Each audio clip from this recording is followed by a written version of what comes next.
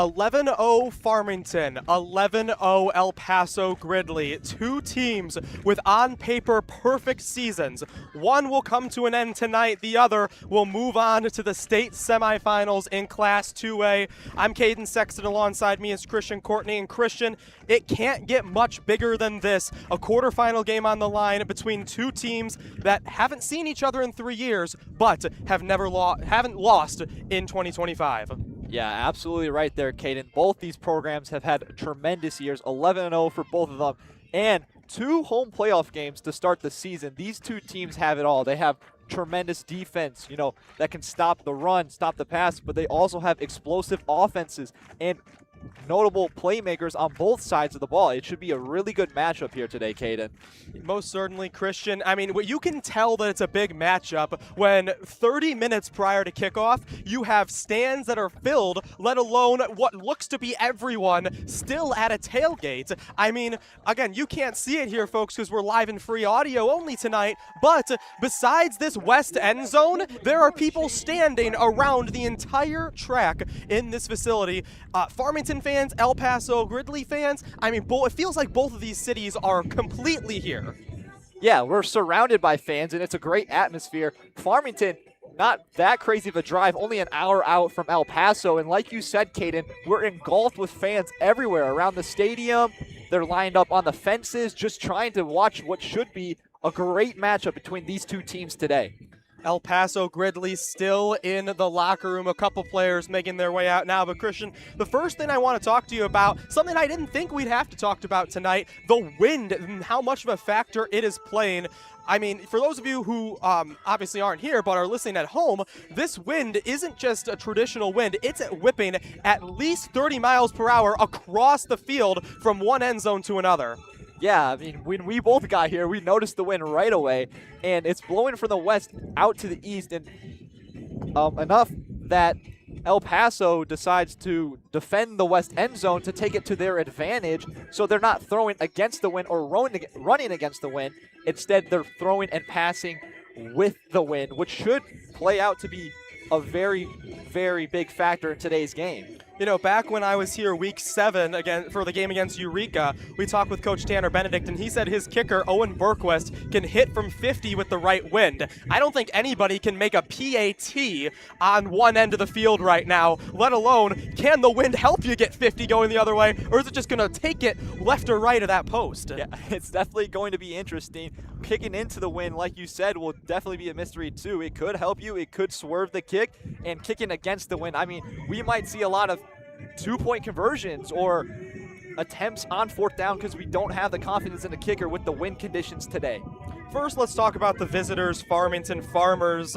Again, 11-0, we've already highlighted this, winning the Lincoln Conference once more. They're starting, their piece, the guy that starts it all, the quarterback, Carson Noy, a freshman. When I talked to Coach Toby earlier on this week, he told me he's only started 2 freshmen in his 12 years at Farmington, a defensive lineman and a defensive back. Now the guy who's calling the plays. I mean, that's a big jump.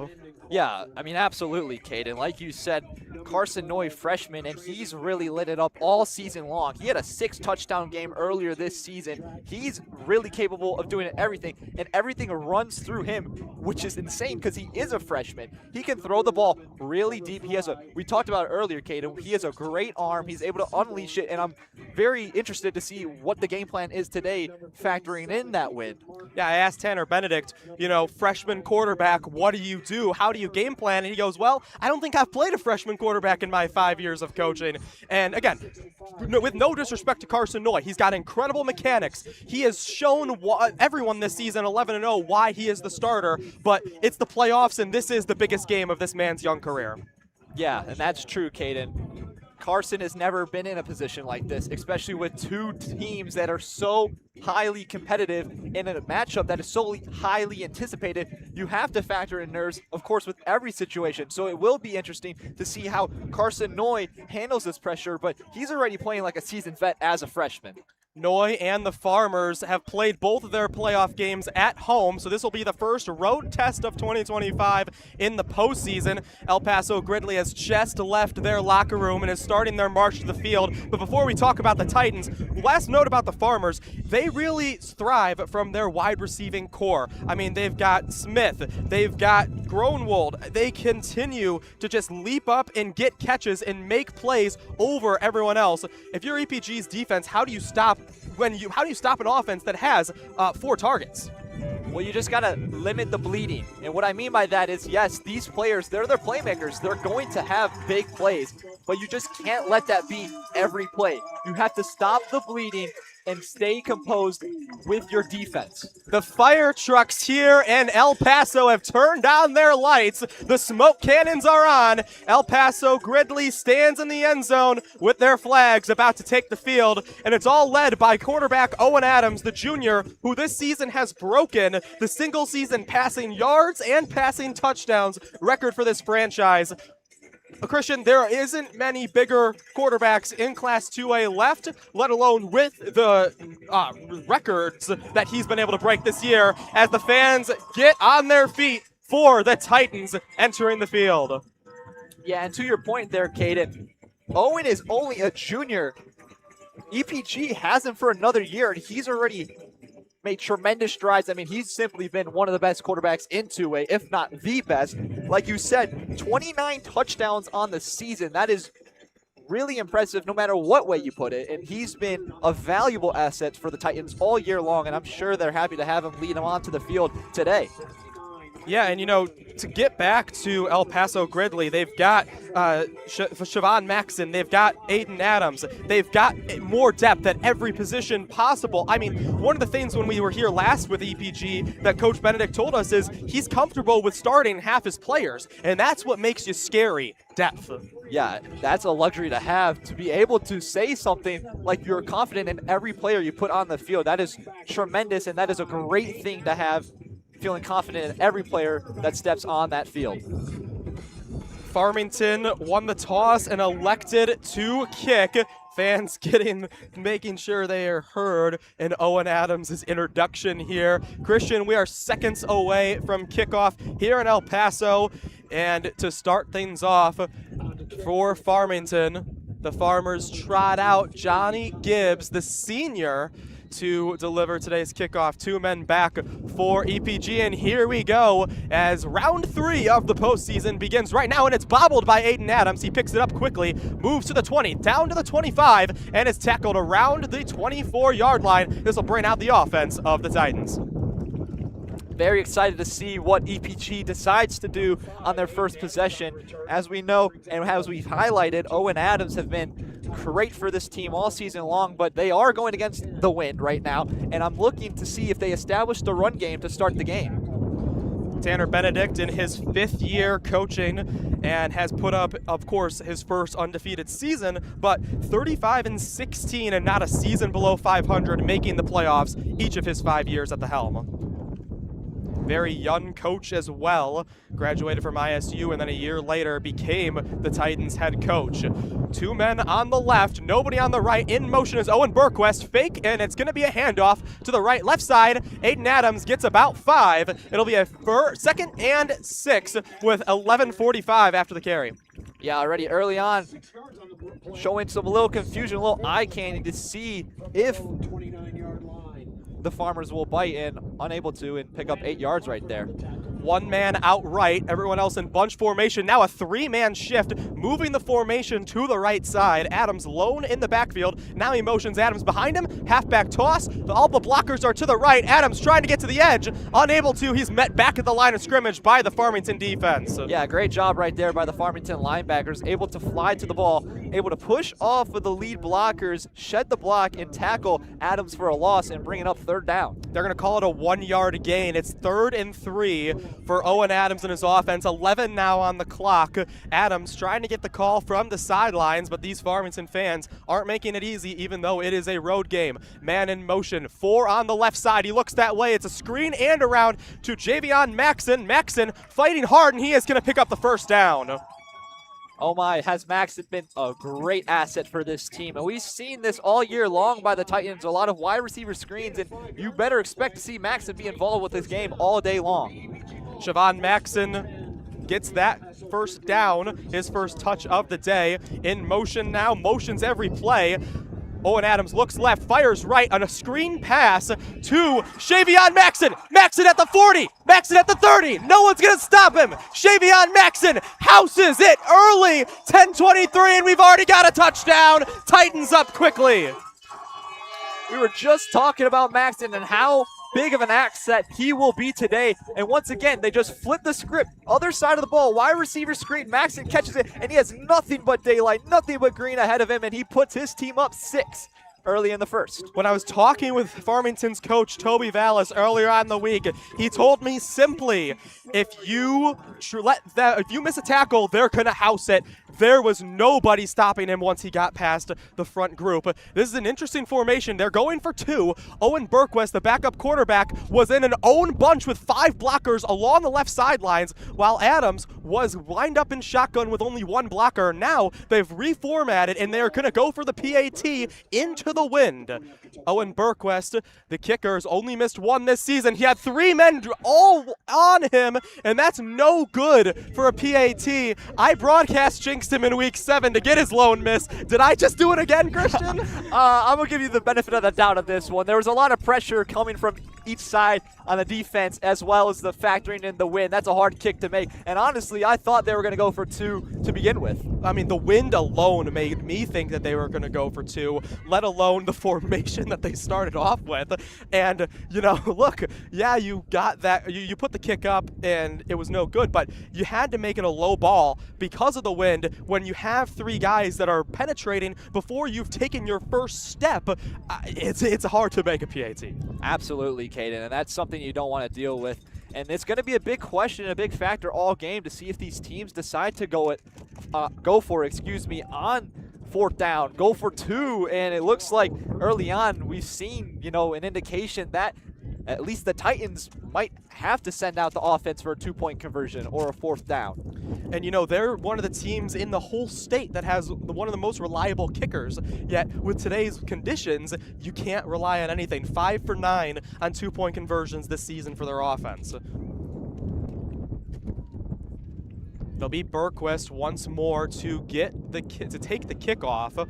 Farmington has 2 back, and this time Farmington will have a little bit of an advantage. They'll get to use the wind to help them with their freshman quarterback, Carson Noy. It's a squib kick, gets to the 25, and Farmington's just going to sit on it at the 24. So at 10:20 on the clock, we see very quickly Carson Noy, freshman quarterback for Farmington, and he's going to already have to play from behind.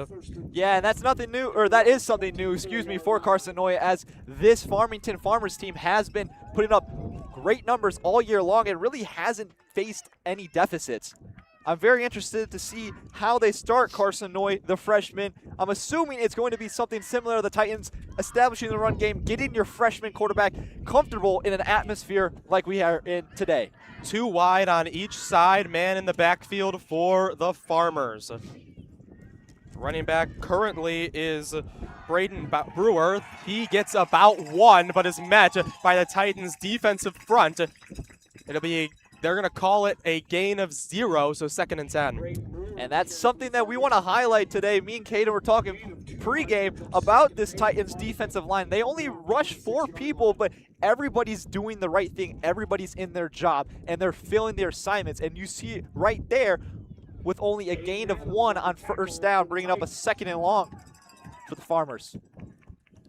They're going to change it to a 2nd and 9. I thought he gained at least 1. 2 in the backfield to accompany Carson Noy. He hands it to Jack Gronwald. You'll hear his name a lot today on the offensive side of the ball. He only picks up an additional yard. It'll be a 3rd and 7 with 9:30 currently on the clock. Yeah, it was only a matter of time before they get Jack Gronwald going, and they do it here early. Gronwald's really been a fantastic player for them all year long. He can catch the ball, he can run the ball, and he can even throw the ball.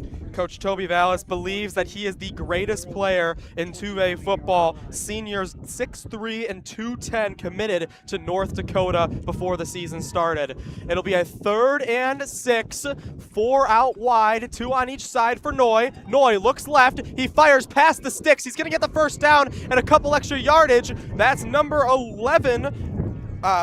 Don't have number 11 on the top of my head. It is Trevor Fry, a sophomore. Fry, not one of their typical go-to targets, shows you the versatility of this Farmington offense. But even though they had him at the sticks, EPG was right there and Fry pushed him the extra yardage.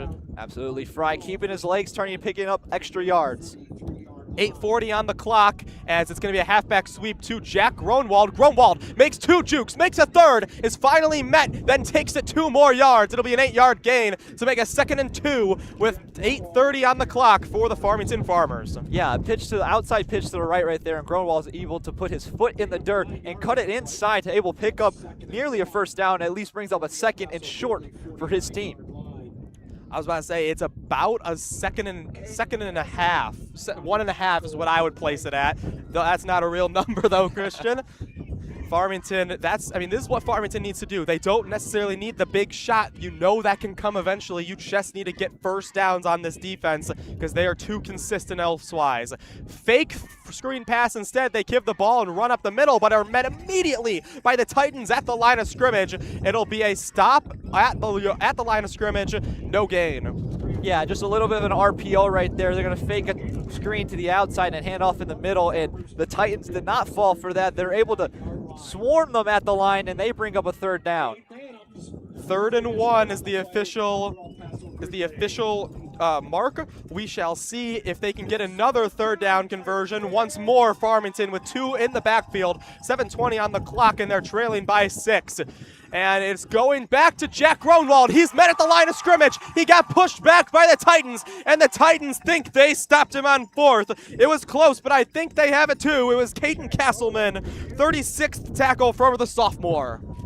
Yeah, and you said it right there, Caden. They're able to beat him at the line, and this does bring up a 4th down, and this brings up an interesting situation because you're kind of in no man's land. You're at around the 48-yard line. If you punt it, you're going to pin them back deep, but you only have a yard, if that, to gain. Carson Noy off the field. They put Jack Gronwald in Wildcat. A 4th and 1 early. 6:40 on the clock. Gronwald going to run up the middle. The flag is thrown. EPG sideline clapping. Will it be a false start on the Farmers? We wait and see from the official crew. First flag on this contest. They're going to call a false start on the Farmers. So 4th and 5. It's a different situation now for Farmington. They're going to bring out their punt unit. Yeah, and that is an absolute heartbreaker right there. 4th and short, 4th and maybe less than a yard, and they shoot themselves in the foot with a self-inflicting penalty, false start, and now they're going to have to send on the punt team. Back for El Paso-Gridley is Siobhan Maxon, and a timeout going to be called. Is it yeah, it looks like there's going to be a flag on the right side of the end zone. I have to wait. Everyone's a little confused right now down there on the field. If this goes Farmington's way, it can reverse the effects that just happened. See, Christian to my right is counting, and yep, I think that they were trying to get the penalty because of the 12th man on the field. And it is going to be against DPG. Wow. No, it's going to be an illegal substitution for the Titans. And now Farmington bringing the offense back on the field. They're not moving the sticks, so it's going to be a 4th down again, but they're going to go for the 4th and 1. Talk about a turn of events right there.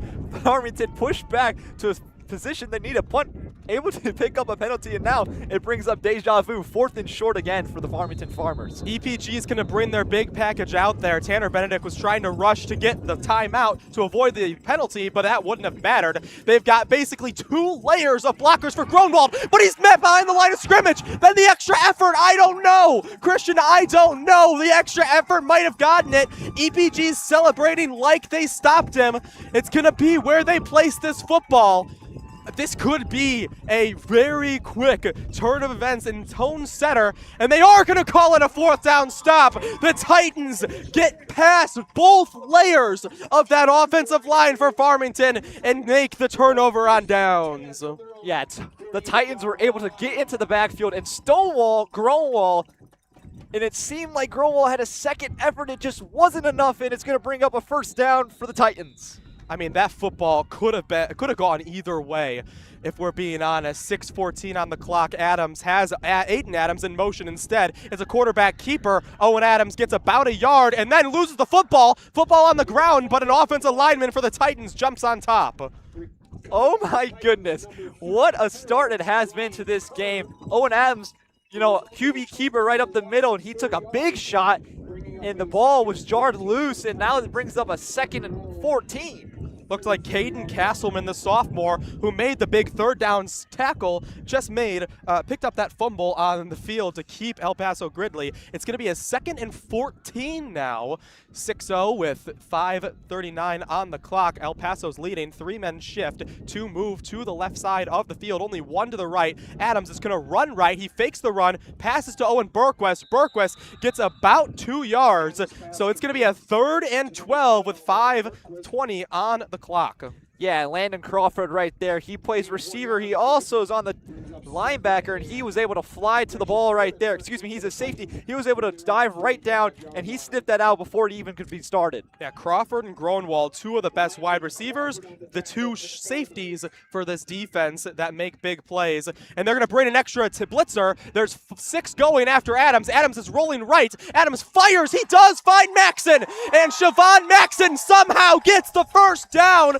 Adams and Maxon's connection by a junior and a sophomore moves the chains in impeccable fashion. Yeah, Trevor Fry right there was the linebacker blitzing off the edge, and he was a free rusher. Owen Adams able to stand in the face of pressure, roll right, and deliver an absolute beautiful pass for a 1st down for the Titans.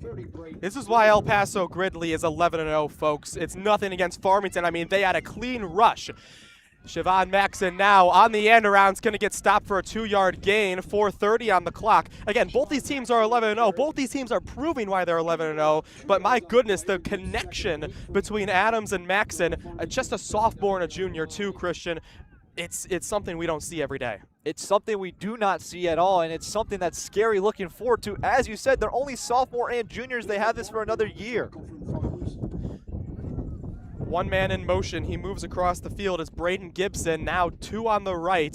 They've got a tight end and an extra O-lineman, but now they move Aiden Adams to be on the outside. He's lined up like a tight end. Owen Adams doesn't know the call. Benedict having to repeat it to him.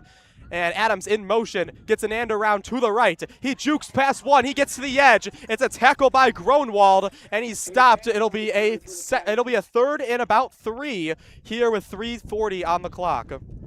Yeah, good job right there by Aiden Adams, able to take the jet sweep and bounce it outside. It seemed like he may have been stopped initially, but able to put his foot and bounce it and pick up a couple more yards and brings up a 3rd and manageable for this Titans offense.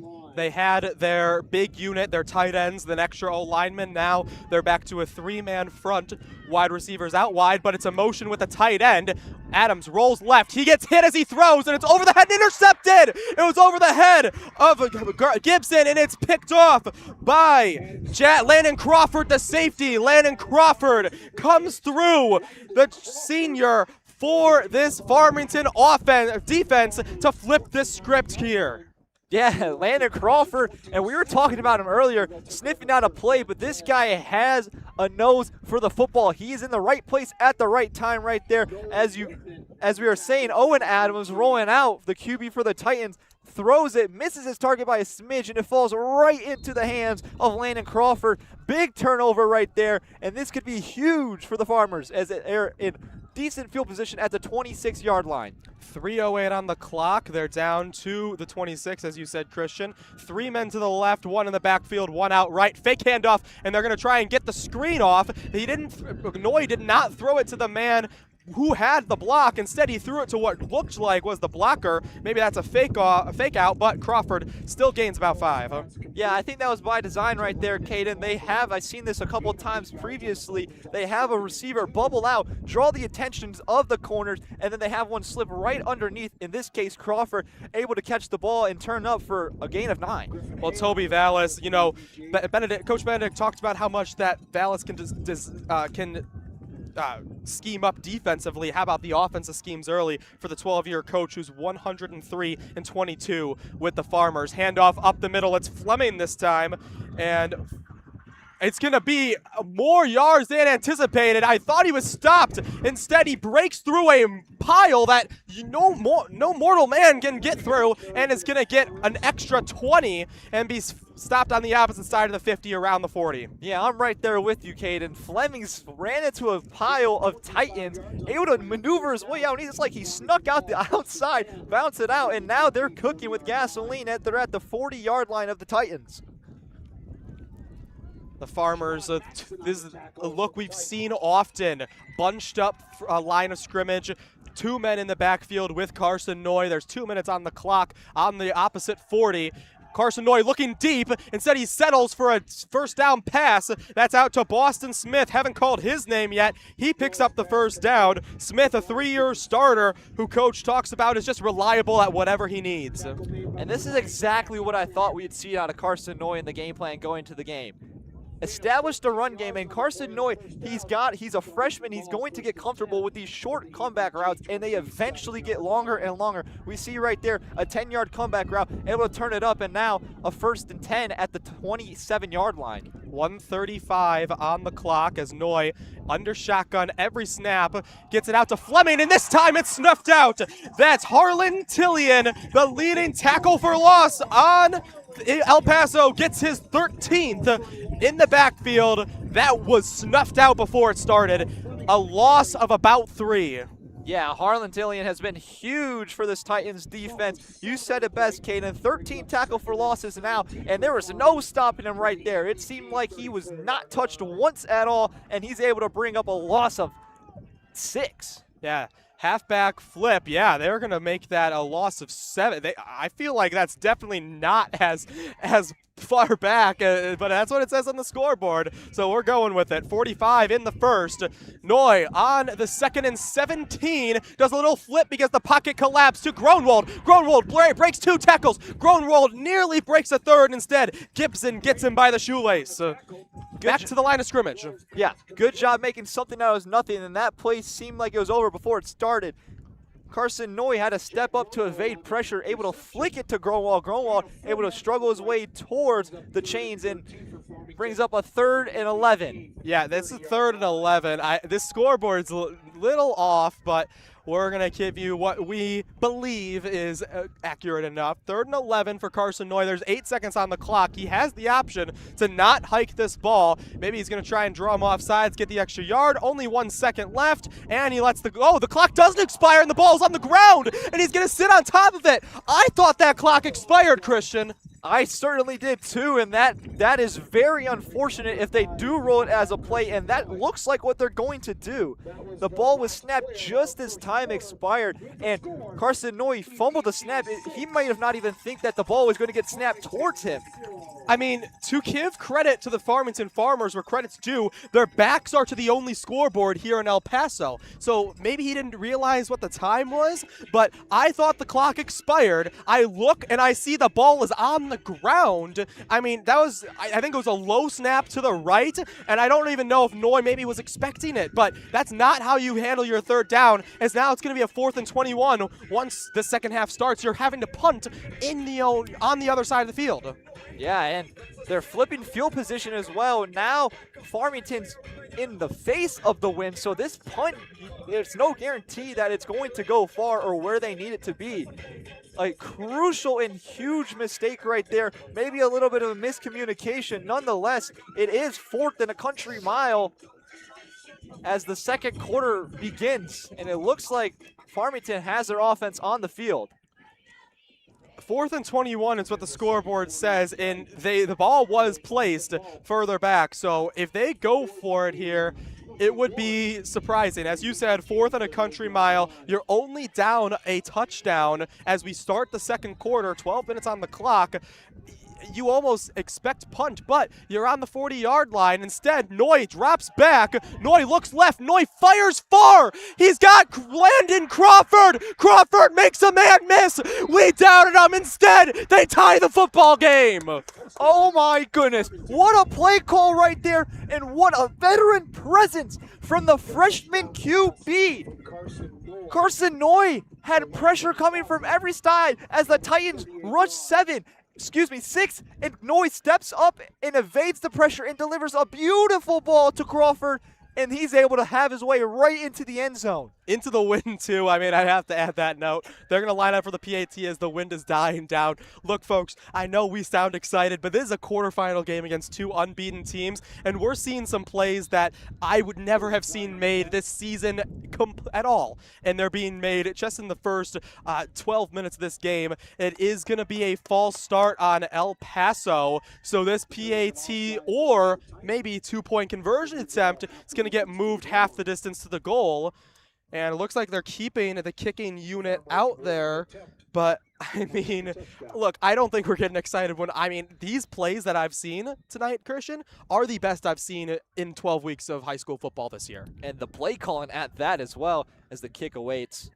And it is going to be a good PAT attempt. So Farmington is going to take a lead in this contest, 7-4. Just cycling back to what you said, Caden, I mean, this is the biggest play call of the game, and it comes in the second quarter with 12 minutes on the clock. You will never see a 4th and 26 in a regular season game, and they go for it, let alone a playoff match to this standard. And they had no doubt about it. They leave their offense on the field, and it pays dividends as they're up 1 now in the second quarter.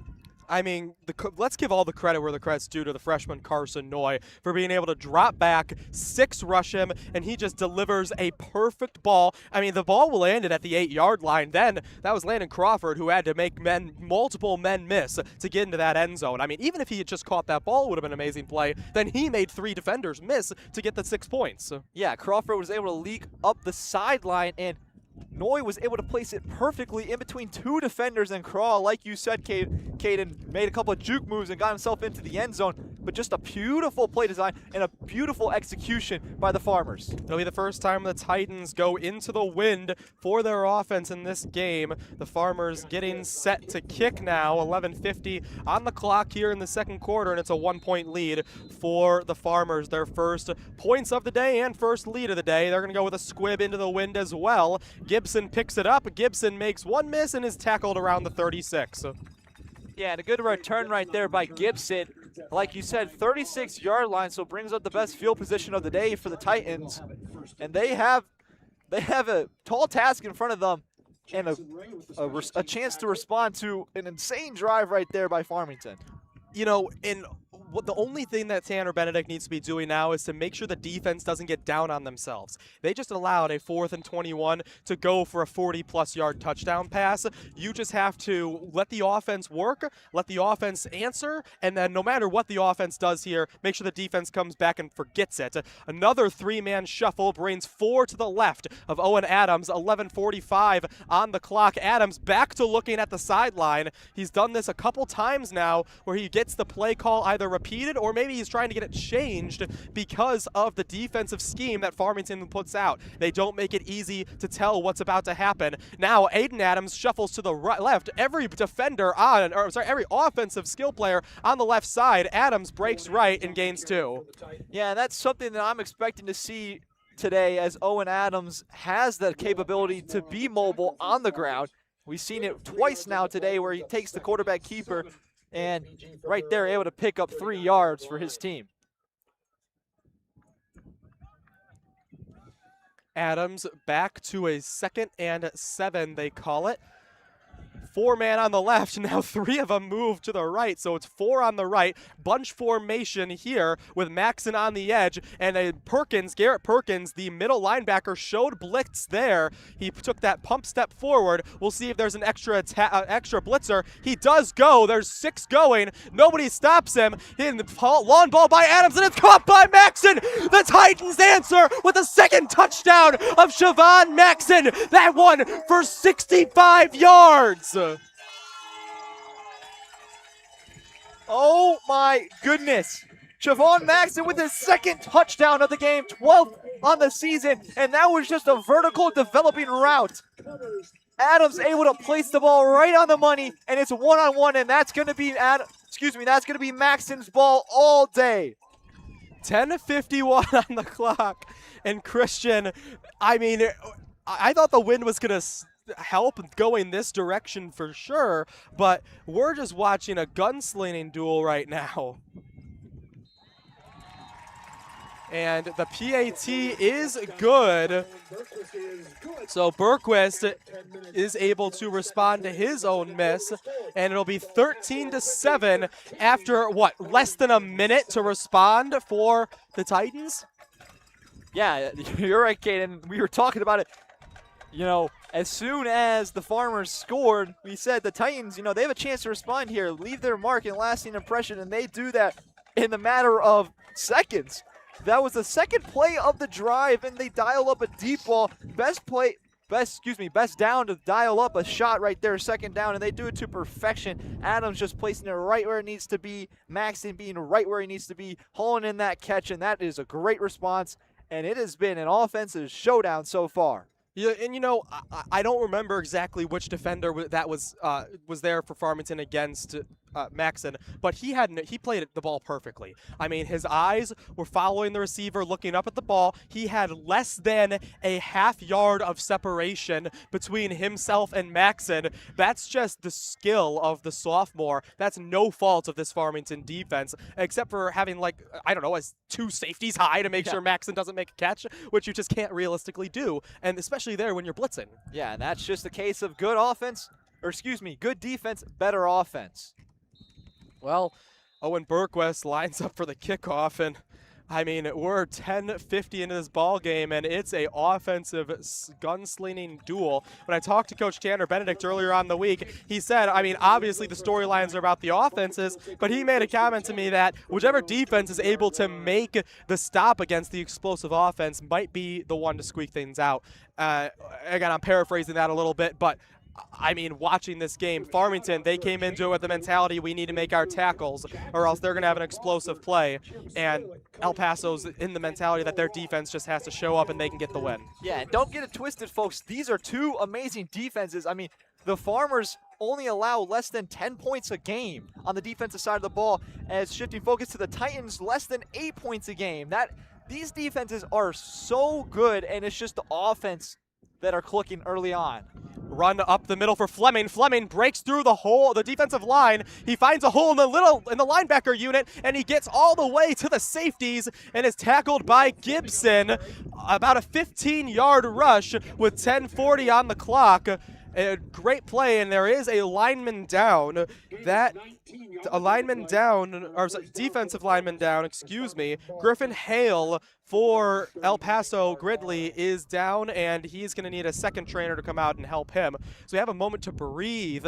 To go on with what you were saying, on the road, it's 7 points a game for this defense for Farmington. At home for the Titans, it's 8.5.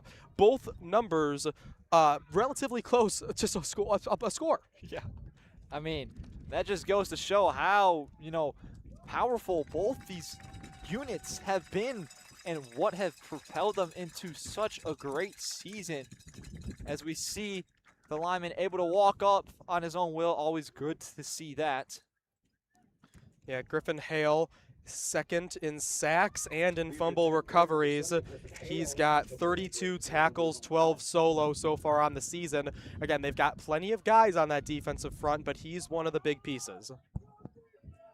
Yeah, and you have to hope everything's all right because that is a huge blow if he is down, but he was able to walk off on his own will, which is a great sign.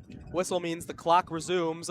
10:37, 1st and 10 for the Farmers offense. 3 men to the right. They look for a screen. They give it to Boston Smith. Smith is going to get a gain of 15. I thought, again, this Farmington offense, they get touched, they get hit, and they take the defender with them and drag out a couple extra yards. Yeah, a +2, not -2 mentality. You want to fall forward for a gain of 2, not fall backward and give up that 2 yards. And this is what we've seen all year for the Farmers. Their main thing is to get the playmakers the ball and let them make plays, and that's what they've done early on with their screen passes and handing the ball off. 3 men to the left in bunch formation, 1 out wide to the right, and it goes to the running back before a flag is thrown. Flag on this play. We will see who it goes to, and it's going to be a false start on the Farmers offense, so they are going to get pushed back to a 1st and 15 with 10 on the clock. Yeah, and that's just another time we've seen it. That's their second false start of the game. The first one obviously came in a huge predicament when it was 4th and short.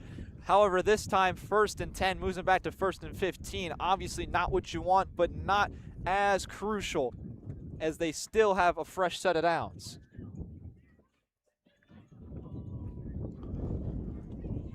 The Farmers bring 3 out left. This looks like the same formation we just saw. Will it be another Noah Fleming handoff, or are they just bringing the formation out to confuse us? Noy drops back, Fleming blocks.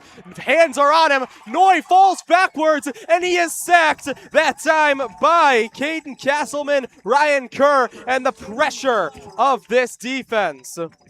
Yeah, just a swarm of defenders right there. It didn't even look like Carson Noy had a chance to pass that. As soon as the ball came to his hands, he's running for his life, trying to evade tackles, and now 2nd and 25 the Farmers are faced with. The penalty pushes him back 5, the sack 10 to make that 25-yard drop back. We're approaching the 9-minute mark here in the second quarter. Farmington's offense is trailing by 6 as they're going to bring 3 out wide, nobody to the right side of this formation, and the EPG crowd is starting to make some noise. Noy is going to roll out right. He's hit again. He finds a receiver as he's brought to the ground. It's Fleming, the running back, who gets a tackle, grabbed from behind. He doesn't get more than 10, but that's at least making a 3rd down manageable dependent on this flag. Yeah, a lot to unpack right there as Noy made a great cross-the-body throw to Flemings, and it looks like they're going to get a holding call against the Farmers. At first, I thought that was going to be on Boston Smith as he delivered a huge block. May have been called a blindside, but they instead call a holding against the Farmers, and that's going to be accepted and move them back. Yeah, when you have a quarterback that is getting pressure brought to him immediately on every single play, you want to do that extra mile as the O-lineman to protect him. However, you want to make sure you do it without the referee's eyes, and that time not able to get it. So it'll be a 2nd and 32, or in other words, us at Clutch Sports Media like to call it the 2nd and country mile. Yeah, and traditionally you would see a team, run the ball, try to pick up what they can, but this Farmington Farmers team has been unpredictable going for it on 4th and long, so interested to see what they do here.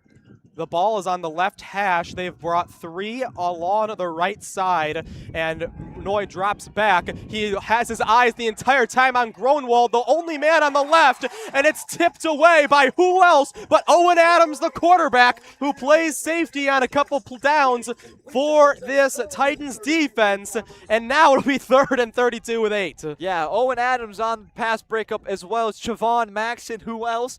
Both getting it done on the offensive and defensive side of the ball, and great coverage right there. It seemed like the Farmers were just trying to take a shot to set up a 3rd and manageable. Now it brings up a 3rd and 30. Yeah, your 4 skill players were all on the right side of that field to try and draw everyone, but Carson Noy's eyes did not leave Jack Gronwald, the lone target on the left, for a second, and Adams, a quarterback himself, was able to snuff that out. Yeah, and that's something that happens with a freshman QB in Noy. He's looking down at his receiver, not necessarily a bad thing, but something he'll learn to down the road. 3rd and 32 in shotgun. 4 out there, 2 on each side. He fires a dart. It's low. And are they going to call it an incomplete pass? They are. Boston Smith got the ball, but it was out of bounds.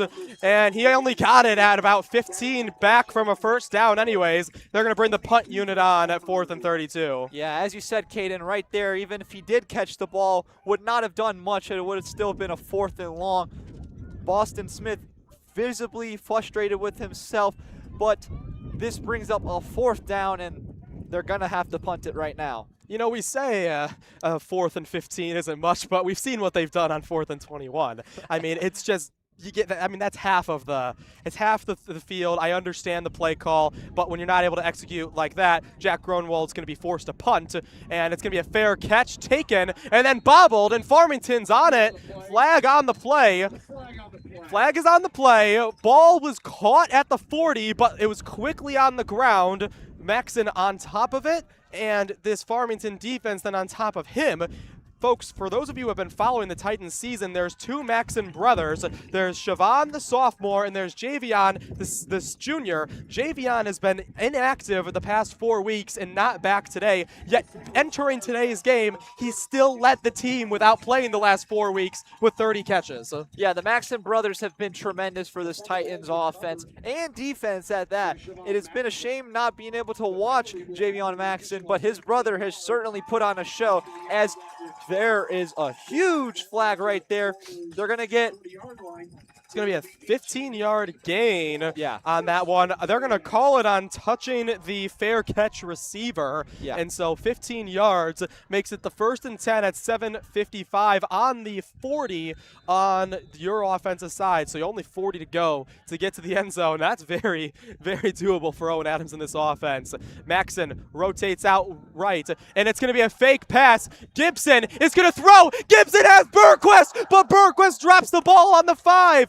Bergquist had a wide open touchdown after Braden Gibson caught the end around and delivered a dime. But as we mentioned moments ago, Bergquist bobbled it and it hit the turf. So 2nd and down after all that, Christian. What a play call right there from the Titans. End around reverse into a pass. And like you said, Caden, Bergquist wide open downfield, just unable to haul it in, and that would have been a surefire touchdown. Owen Adams back under center. He's going to have 5 blitzers. He's giving the ball to Aiden Adams, the running back, and up the middle will be stopped at the line of scrimmage. It'll be a 3rd and 10 with 7:39 on the clock here in the 2nd quarter. A 6-point lead for this Titan offense. And this is huge for the Farmers as they bring up a 3rd and long. And this almost the first time it's been here all day. The Titans running counter, which they like to do so often, and the Farmers right all over that, and brings up a 3rd and 10. 7:20 now on the clock. It'll be Gibson in motion. He moves to the right, 3 men out there, and it's blocked, or pass is deflected at the line of scrimmage by the blitzer. There was 2 extra defenders unblocked, and it's Noah Passmore.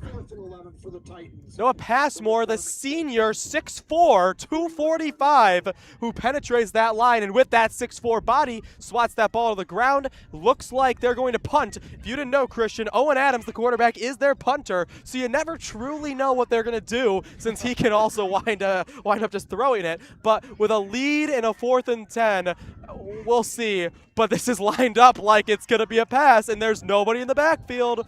I'm not sure if Farmington doesn't know he's the punter, but they were in a very offensive formation as the Titans, call timeout. Yeah, right there, I would have to assume that Adams is just going to go to the line, and then once he has everybody set, move back to a punting position. But like you said, never know. And I want to take us back to that 3rd down play made by Noah Passmore. Passmore, a senior, potentially could be the last game that he plays in, and he's getting it done. Right there, the Titans were trying to develop a screen pass, and able to sniff it out right away was Passmore and bat the ball down at the line of scrimmage. Tremendous play right there, and gives his defense and his team some energy.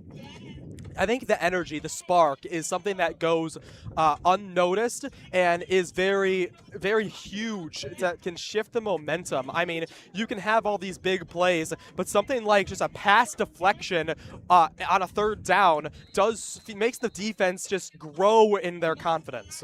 Yeah, absolutely, Caden. Any simple thing, any play that's positive in your favor will get your team and your fans amped up. I mean, we see right in front of us, Farmington has a whole army of fans lined up at the fence, as well as their stands are packed. Now Adams is a lot further back, making it look like it's going to be a punt. Farmington does not have anyone to return it, and Hayes in motion. Looks like a punt formation, is a punt. Nobody back there for the Farmers. As it goes in the back of the end zone, it'll be a touchback. Farmers really lucky right there that wasn't a little bit of a shorter punt, because that could have been huge for the Titans, pinning them back deep. But to their benefit, a touchback, and that's going to bring them out around the 25-yard line. Yeah, his punting average is 44 yards, and so punting on the 40, you think that you have to go give yourself a little bit of a weak kick to make it in play, and with nobody back there, they're just going to pin him to the 20. Yeah, and you also factor in the wind blowing in their direction. Yeah. You know, you never know how that ball is going to move while it's in the air. Wind picking back up, 2 receivers at the numbers, everyone else in the backfield. There's 4 of them back there, including Carson Noy. He hands the ball to Jack Gronwald, who gets back to the line of scrimmage at 7 minutes on the clock, but doesn't get much further. Yeah, right there, the Titans dialing up some pressure, had 6 at the line, and that's always going to be a recipe for success when you're rushing 6 and there's only 5 blockers, able to meet them in the backfield and bring up a 2nd and 10. Right now, they're lined up with Boston Smith up high on the right. Now they're going to bring Landon Crawford to the left, but this is the same formation we just saw, and so the box has all but 2 for the Titan defense. 9 guys facing Noy. Noy instead looks right. He fires. Boston Smith with the catch. Boston Smith pushing himself forward, falling forward. It'll be about a 3rd and 1 with 6:20 to go in the second quarter. Same exact formation like you said, Caden, rushing 6 on the defensive side of the ball.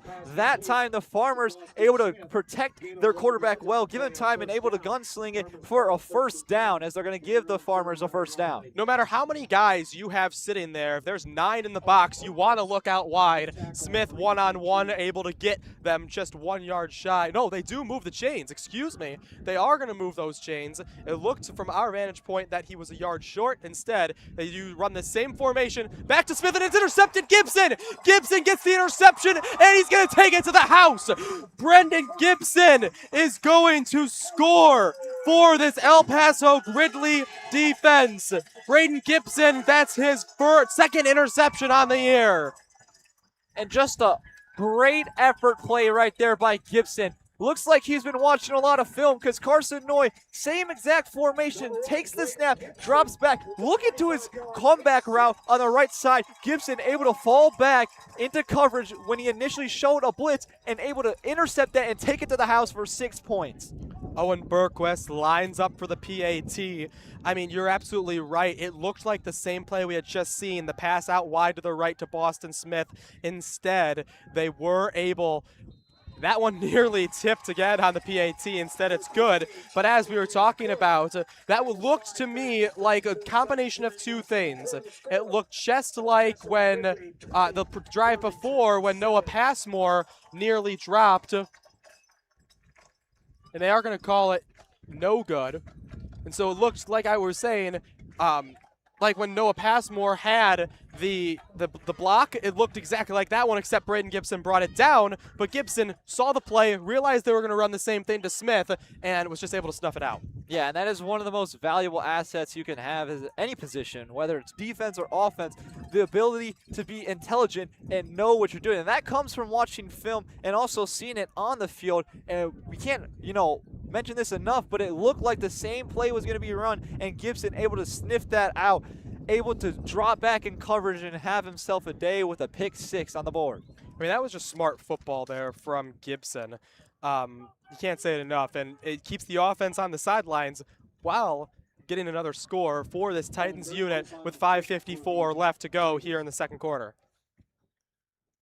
Berquist lining up to kick it, but I will say all these PATs are getting close to being Farmington tips. They've got it dialed up. Berquist out far, and it's all the way in the end zone. It's bobbled in the end zone, and so it becomes a touchback because Fleming drops the football in the end zone. Yeah, bobbled right there, so he's going to bring up a 1st and 10 at the 20-yard line. Not really too much harm, there was a return available, and obviously you want to have that and want to see that, but luckily nothing major, and the Farmers get the ball at the 20-yard line. Carson Noy, the freshman, just needs to get out here and just make the time worth it. You got just under 6 minutes left to go, and you're down 2 scores. Make a mark before halftime. Yeah, and with that being said, you have to have that next play mentality. That was an interception, and that's just a great play by the Gibson. Noy can't let that be in his head. It's going to be a handoff to Noah Fleming. Fleming gets about 2, so it'll be a 2nd and 8 with 5:45 left. I mean, think about it like this. This offense averages 41 points a game, on the road 44. If you go into halftime with just a touchdown, you're going to, these are high school kids. You're not going to feel the same level of confidence versus when you're scoring 40 plus a night, you're going into halftime typically with a lot of more confidence. Yeah, and that's why this drive and this possession is so huge. Hopefully the Farmers are able to work it all the way downfield and chew some of the clock off before half. Trips to the left. Noy fakes handoff, goes that way, gets it to Crawford. Crawford's going to be met back at the line of scrimmage. It's going to be a loss of 1. Pyle still pushing, but it's going to be called forward progress. Yeah, and the Titans saw that play earlier with a fake screen pass, and they're going to have someone run right underneath the bubble and catch it. The first time the Farmers were able to capitalize and gain a pickup at 8. This time the Titans all over that, brings up a no gain, and also brings up a 3rd and long for this Farmers offense. 3rd and 9 is the official decision. Boston Smith's not even going in these huddles. He's a 3-year starter. He just stands at the number every single play on the Farmington sideline. 3 men out wide, 2 in the backfield. Snap to Noy. It's a little low. He's looking right. He's got 3 receivers that way, and it's closer to being Gibson's 2nd interception than it is to any white jersey. It'll be a 4th and 9. Yeah, and I'm very, very surprised to see that, as the Titans pre-snap had a little bit confusion, one of them being Gibson, and they're trying to, hash out their responsibilities. And that's when your football intuition comes into play. Gibson recognizes somebody's open. He goes make a play, and he was almost able to grab himself the 2nd interception of the day. Nonetheless, a pass breakup and a 4th down. Punt unit punter standing at the 10, ball down on the 20 as it's a 4th and 9 with 4:23 on the clock. Punt is away, and it's blocked! The punt is tipped, and it's going to roll to the sideline. The punt gets 10 yards off the line of scrimmage, 20 total, and the Titans are going to be sitting on the 30-yard line. That punt looked to have been in the air, and then it's hooked left very quickly after it hit the hand. And they're going to give it to Nolan Whitman. Whitman's not a name we've heard tonight, but Whitman's got 97 tackles on the season, leading the team, 2nd most tackles for a loss. And there he puts himself in a special team situation where he flips the script and stops that punt from going anywhere. Yeah, Nolan Whitman has been a tremendous player for this defense and their special teams unit. As he's a senior, he's going to make plays. This potentially could be everybody's last time playing this year, and Whitman stepping up huge. Whitman, the linebacker, 5'10", 155 pounds. They give it to Siobhan Maxon in the backfield. Maxon makes a man miss. Shoelace tackle, and now up high. They finally stop him. It'll be a 3-4 yard gain for him. Calling it a 2nd and 7 with 20-7 game, just under 4 minutes on the clock. Yeah, Chase Fry right there did a great job working off the block from the receiver, unable to wrap him up, and Maxon was able to break free of that arm tackle and pick up 3 or 4 yards. Second blocked punt of the season for El Paso-Gridley. There's some confusion about the play call, and so El Paso-Gridley going to burn their 2nd timeout. Yeah, that's something that you don't mind doing. You'd rather be safe than sorry, especially up 13 with the ball at the 34-yard line. This is a smart timeout for the Titans, just sort of hashing everything out, knowing what the play is going to be and running it perfectly when they come out of the huddle. Braden Gibson was the one who stood up and definitely did not look like he knew what was going on, signaling to Owen Adams, his quarterback, trying to get him to repeat the play. He was on the Farmington sideline, so you don't want to scream it too loudly with all the Farmers standing right next door putting their ears up, but burning their second timeout. They'll be 2nd and 7 with 3:37 here on the clock. Up 13 on their opponent, the other 11-0 team, the Farmers. Yeah, we were just talking about it when the Farmers had the ball. We were saying this should be a slow, methodical, long drive to chew some play clock or chew some clock off, and instead the Titans end up with the ball at the 36-yard line. They are in pristine position to score before halftime. Owen Adams in the backfield with 2 blockers. It'll be a motion man, Owen Berquist. He gets it on he's fake to him. Aiden Adams gets it. He cuts to the left, and Aiden Adams going to get a first down and more. Aiden Adams thought he was going down once more. He instead runs the sideline and goes down at about the 2. I have absolutely no idea how Aiden Adams was able to stay on his feet and propel forward to bring up a 1st and goal. That was a tremendous display of effort, a tremendous display of footwork, and a great job right there by Adams. The 5'9", 180 junior entered the night with 613 yards and 12 touchdowns. That time there, he was not touched to get to the first down, but once he broke through past those chains, there was a mob of Farmington Farmers on him. Instead, he runs the sideline to the 2-yard line, and they've got Gibson under center. It's Gibson under center. He's going to give it a toss to the right, and Adams is stopped on the 2. That was a good play design, faking out with, wait, what's going on? Why is Owen Adams out wide in a wide receiver spot? But the hand around doesn't gain them a thing. Yeah, and Adams has been someone they've gone to all season long in the red zone. No surprise there, but like you're saying, Caden, maybe some pre-snap confusion, trying to get the Farmers to be confused. Great job right there by the Farmers, not falling for it and sniffing out their main targets. Gain maybe a half yard. It's the 2nd and goal, just past the 2-yard line. 2:20 on the clock now here in El Paso-Gridley as the Titans offense looking to put up another score before halftime. Benedict ran to the sideline, looked like he wanted to stop this play from happening. Aiden Adams up the gun, gains maybe a yard, maybe a half yard. But again, stuffing them at this line of scrimmage. The red zone defense has been perfect for Farmington so far. It's just outside the red zone where the Titans make them pay. Yeah, and inside the 20 and right now, inside the 5-yard line, the Farmers have been tremendous, especially up front, shedding the blocks and able to stop who has been a very big target in Aiden Adams running the ball. And they've done that twice now, and now they got to do it on 3rd down. 2 men out wide, both on the opposite numbers, 3 in the backfield. It's 3rd and goal from about the 3, and they're going to call a flag in the backfield. This might be a false start on Farmington. No, they're going to call it on EPG. Well, that's going to back the Titans up 5 more yards. So instead of running a play at the 2-yard line, they're going to have to run it now at the 7-yard line. So 3rd and 7 or 3rd and goal from the 7-yard line. Tanner Benedict either confused about why it was called or upset with his receiver, Siobhan Maxson, as Maxson has looked back about 20 times to the sideline since that flag has been thrown. 2 out wide. It's a bunch formation. Aiden Adams cuts out left. They're going to give it to him on the left side. Halfback toss. The Farmers are there. Well, 3 of them are got hands on Adams, and they're going to make this big 3rd down stop. A 1st and goal that started on the 2 is now a 4th down at about the 8-yard line.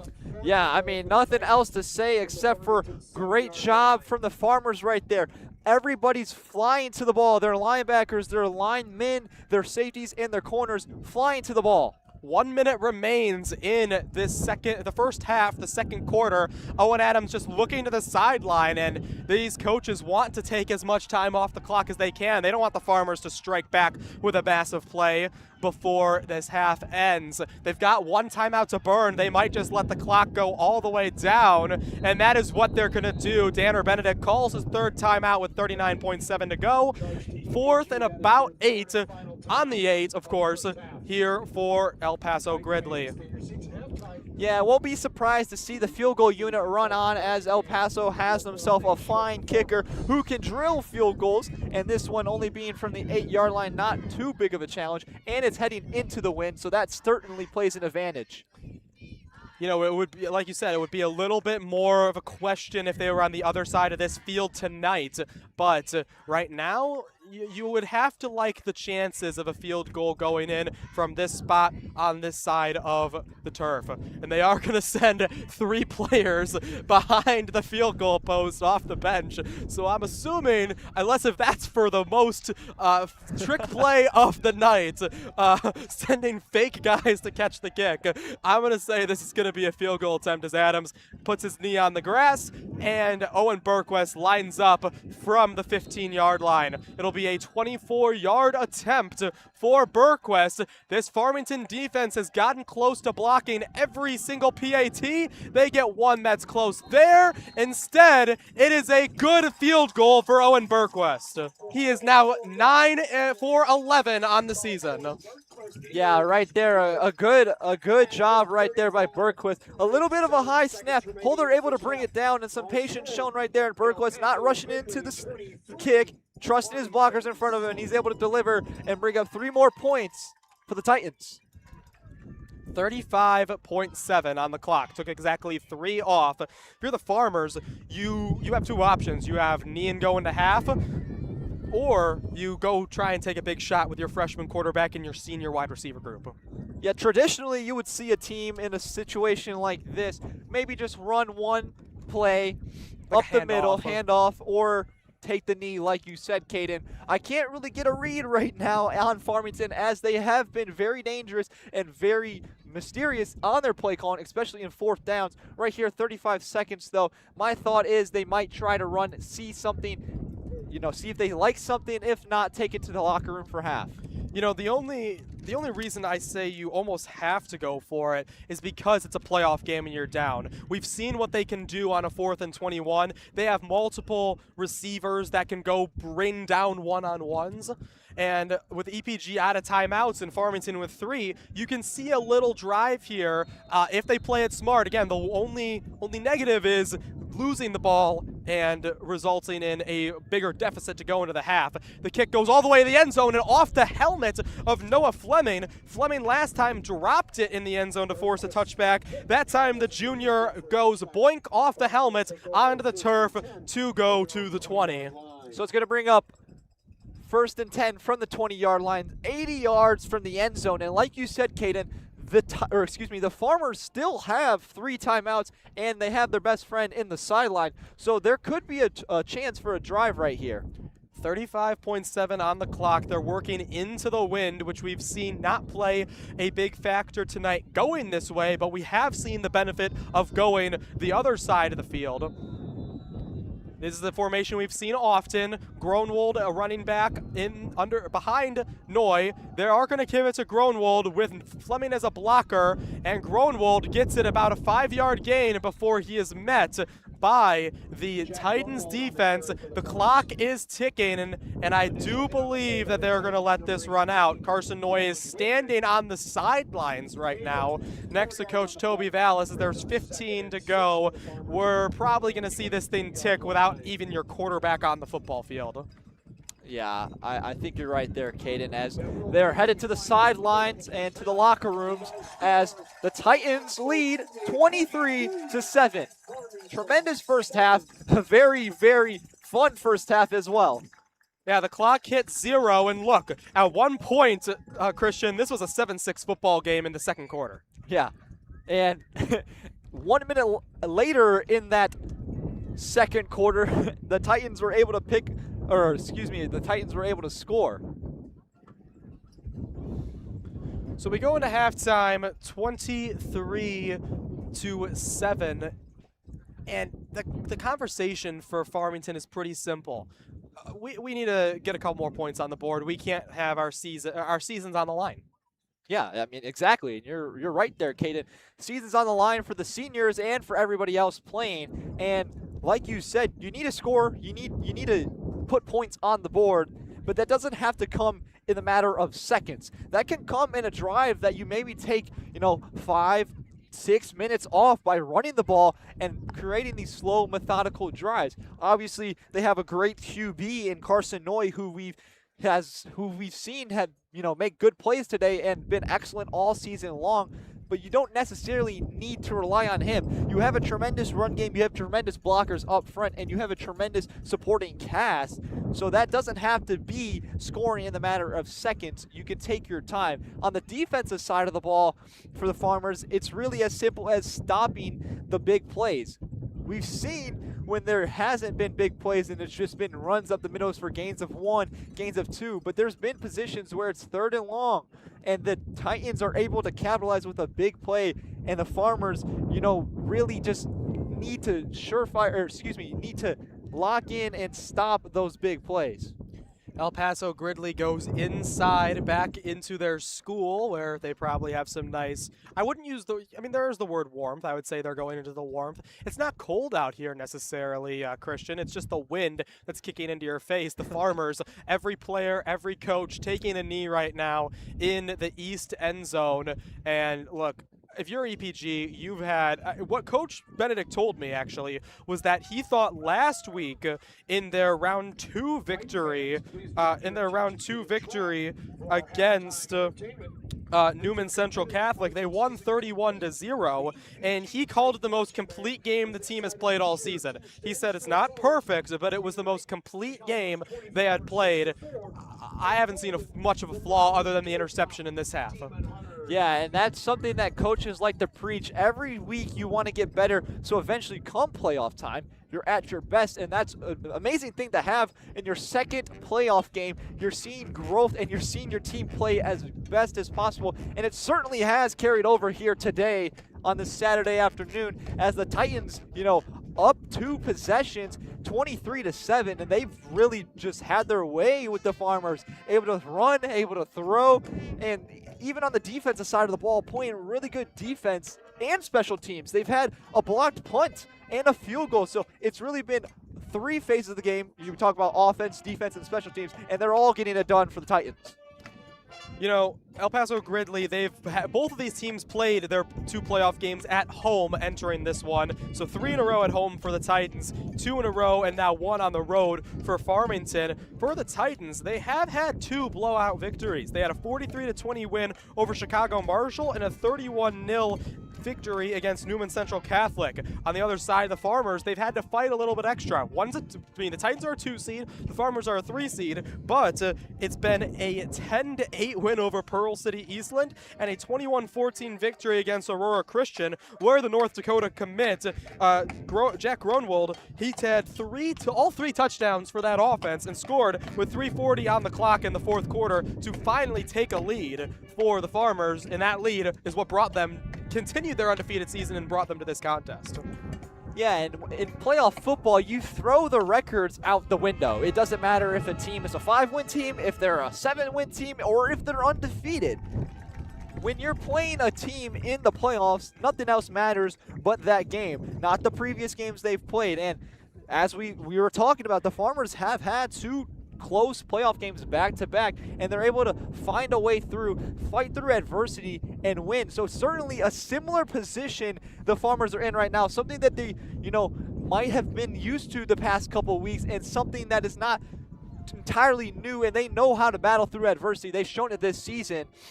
Even though they're 11-0, they've definitely faced some adversity, and, really interested to see how they come out for the second half.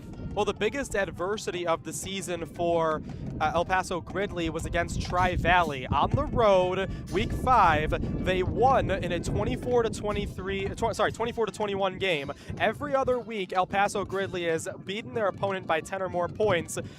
The winner of this game will play the winner of Tri-Valley Wilmington in the semifinals. The game to go to Bloomington and play in Hancock Stadium. Christian, at the half, Wilmington 35-0 over Tri-Valley. That's right, a team that a Tri-Valley team that EPG only beat by 3 is up by 5 touchdowns. Yeah, that is. I am kind of shocked to hear that they're winning 35-0. That Tri-State team, as you were saying, Caden, is not an easy team to play. That is a very tough team. They took the Titans to the last play of the game, in a 1-possession game, and to hear that they're down 35-0 is honestly kind of shocking to me. A 69-yard touchdown as time expired to make it 35-0 on top of it. For your playoff bracket to-dos, because again, there's the question of when are you home, when are you away. It's not just about the higher seed. EPG's on the road no matter if they continue on and win this game, they're on the road for the next round of the playoffs no matter what. If Farmington pulls this out and Wilmington continues the trek they're on, Farmington, I'm pretty sure, will host Wilmington. But again, Wilmington, right now, the odds with the scores that we're seeing is an EPG Wilmington game, a 2 versus a 5 seed winner going to the state championships. Yeah, and that's going to be an interesting thing to see. As we've talked about, I mean, the Titans have had 3 back-to-back home playoff games. To see them travel and go on the road, definitely going to be a different atmosphere. I mean, the atmosphere here tonight is livid. We have tailgates still going on right here. The fans and the crowd are packed. Everybody's here having a good time in a great game, and it has been a great game, and I'm sure the EPG fans are very satisfied with what they've been seeing so far. Yeah, those fans at the pregame tailgate, they had all those plates, just mounds of pulled pork on them. And maybe if there's any extra pulled pork, they're just going to find it at halftime. You got the smokers. The pulled pork's cooking all day. They don't want to let it go to waste, so those lines are just as long as they were pregame. But, I mean, we showed up. I got here 90 minutes before. You pulled in seconds after me. And when we got here, the stands didn't have people in them because everybody was at the tailgate, but there were more blankets and chairs set up in the EPG section than empty gray seats. Yeah, and that's a good point right there, Caden. These fans are very loyal. They come out here early. You know, they're having a fun time tailgating. They're reserving their seats, making sure they have, you know, a good view for the action coming down here tonight. And it's really just a great atmosphere to be in high school playoff football. Everybody's bonding, everybody's having a good time. I mean, that pulled pork smelt and looked delicious. I wish I could have grabbed myself some, but really just an amazing time here tonight. Yeah, and I mean, we were here week 7. Both of us were. Biggest crowds that they've had in a couple of years. This is maybe 3 times more fans. I wouldn't be surprised if El Paso and Gridley's entire cities have showed up tonight, especially considering no matter what, this is the last home game of the year for this team. Win or lose, this is the last time they play on the field in 2025. Yeah, just taking us back to that, you know, EPG Eureka game. I was on camera duties that game, and I was in the stands. People were surrounding me. I had very, very little space to move around. And honestly, we have a radio broadcast today, but if we had a camera broadcast, there would be minimal room as our camera spots were all taken up by fans. And you just looking around, even the concessions, the bathroom lines, they're going to the parking lot. Everybody's waiting. I mean, as you know, as usual, everybody waits for concessions and use the bathroom during halftime, but it's just very, very impressive to see these 2 fan bases show up this much. Right. I mean, no disrespect to the Farmers. I mean, for those of you who have never been out to El Paso Gridley before, the away section is only about 12 rows, and from the 40 to the 40, it's not a very big set of bleachers. However, the Farmington fans are rows deep along the fence the entire way from past end zone to the halfway points of each side away from us. Yeah, I mean, and they're an hour out. Yeah, I was about to say that. They're an hour out. They definitely travel well, as me and Caden can see. There's fans everywhere. There's little kids tossing the football around. There's, you know, families bonding, having a good time. And it really has been a good time. Great weather, too, that we have here. Not too cold, a little bit windy, as we've talked about throughout the whole broadcast. But really just a great day and a great night for some football. 5 minutes left on the clock for halftime. You'd have to imagine that Tanner Benedict is not going to take the foot off the gas, and that Owen Adams is going to come back out gunslinging, because that's what we saw. That's what you see from this offense, is they do not slow down no matter what the circumstance is. Yeah, I mean, really the only time they slow down is in the 4th quarter. Scoring by quarters, 114 in the first, 173 in the second, 113 in the third, and then there's only 47 points scored in the 4th quarter, and that's for the simple reason that EPG has been so dominant throughout the course of their season that by the fourth quarter, they're able to get their, second stringers, third stringers reps. So in a game like today, you're not really going to see that, as this is a playoff game. This goes down and every minute matters. So as you were saying, Caden, Coach Tanner Benedict definitely not going to take his foot off the gas pedal and looking to push forward and really make a statement if he could. I think there's a second reason that he might want to make a statement. Tanner Benedict, again, fifth-year head coach. He's a very young head coach. He took over a year or two after graduating from Illinois State University, but in his first 2 years coaching El Paso-Gridley are the only, I'm going to interrupt my own thought. The Wilmington Tri-Valley score was just announced on the PA system, and the gasp. I mean, this entire, again, 35-0 conference for the El Paso-Gridley fans, conference opponent in Tri-Valley. They heard 35-0. They know the score from when they played him in week 5 on the road, and this crowd went gasp and now are dead silent. Yeah, there's an audible gasp that everybody could hear. Just a very surprising moment. I mean, even when you told me, Caden, I had a second to think, oh my goodness, are you serious? I mean, that was the loudest they've gotten tonight, other than the touchdowns and the interception. I mean, you were surprised as well. But back to my previous thought. So, first 2 seasons of Tanner Benedict's career were both ended in the first round of the playoffs by who other than the Farmington Farmers and Coach Toby Vallis.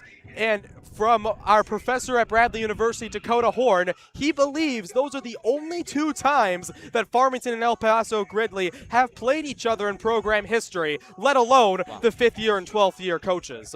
Yeah, so definitely, goes deeper than on the surface, as you were saying, taking a deep dive into it. This is a personal game. This is a meaningful game, and that just fires a head coach up more. And when you have a team or a coach that has a team behind them, they want to play for him. They'll do anything to play for him, and that's what Tanner Benedict has done for EPG. He rallies the troops. He's a very great head coach, and we're seeing it here, especially this season, 11-0, looking to get their 12th win today.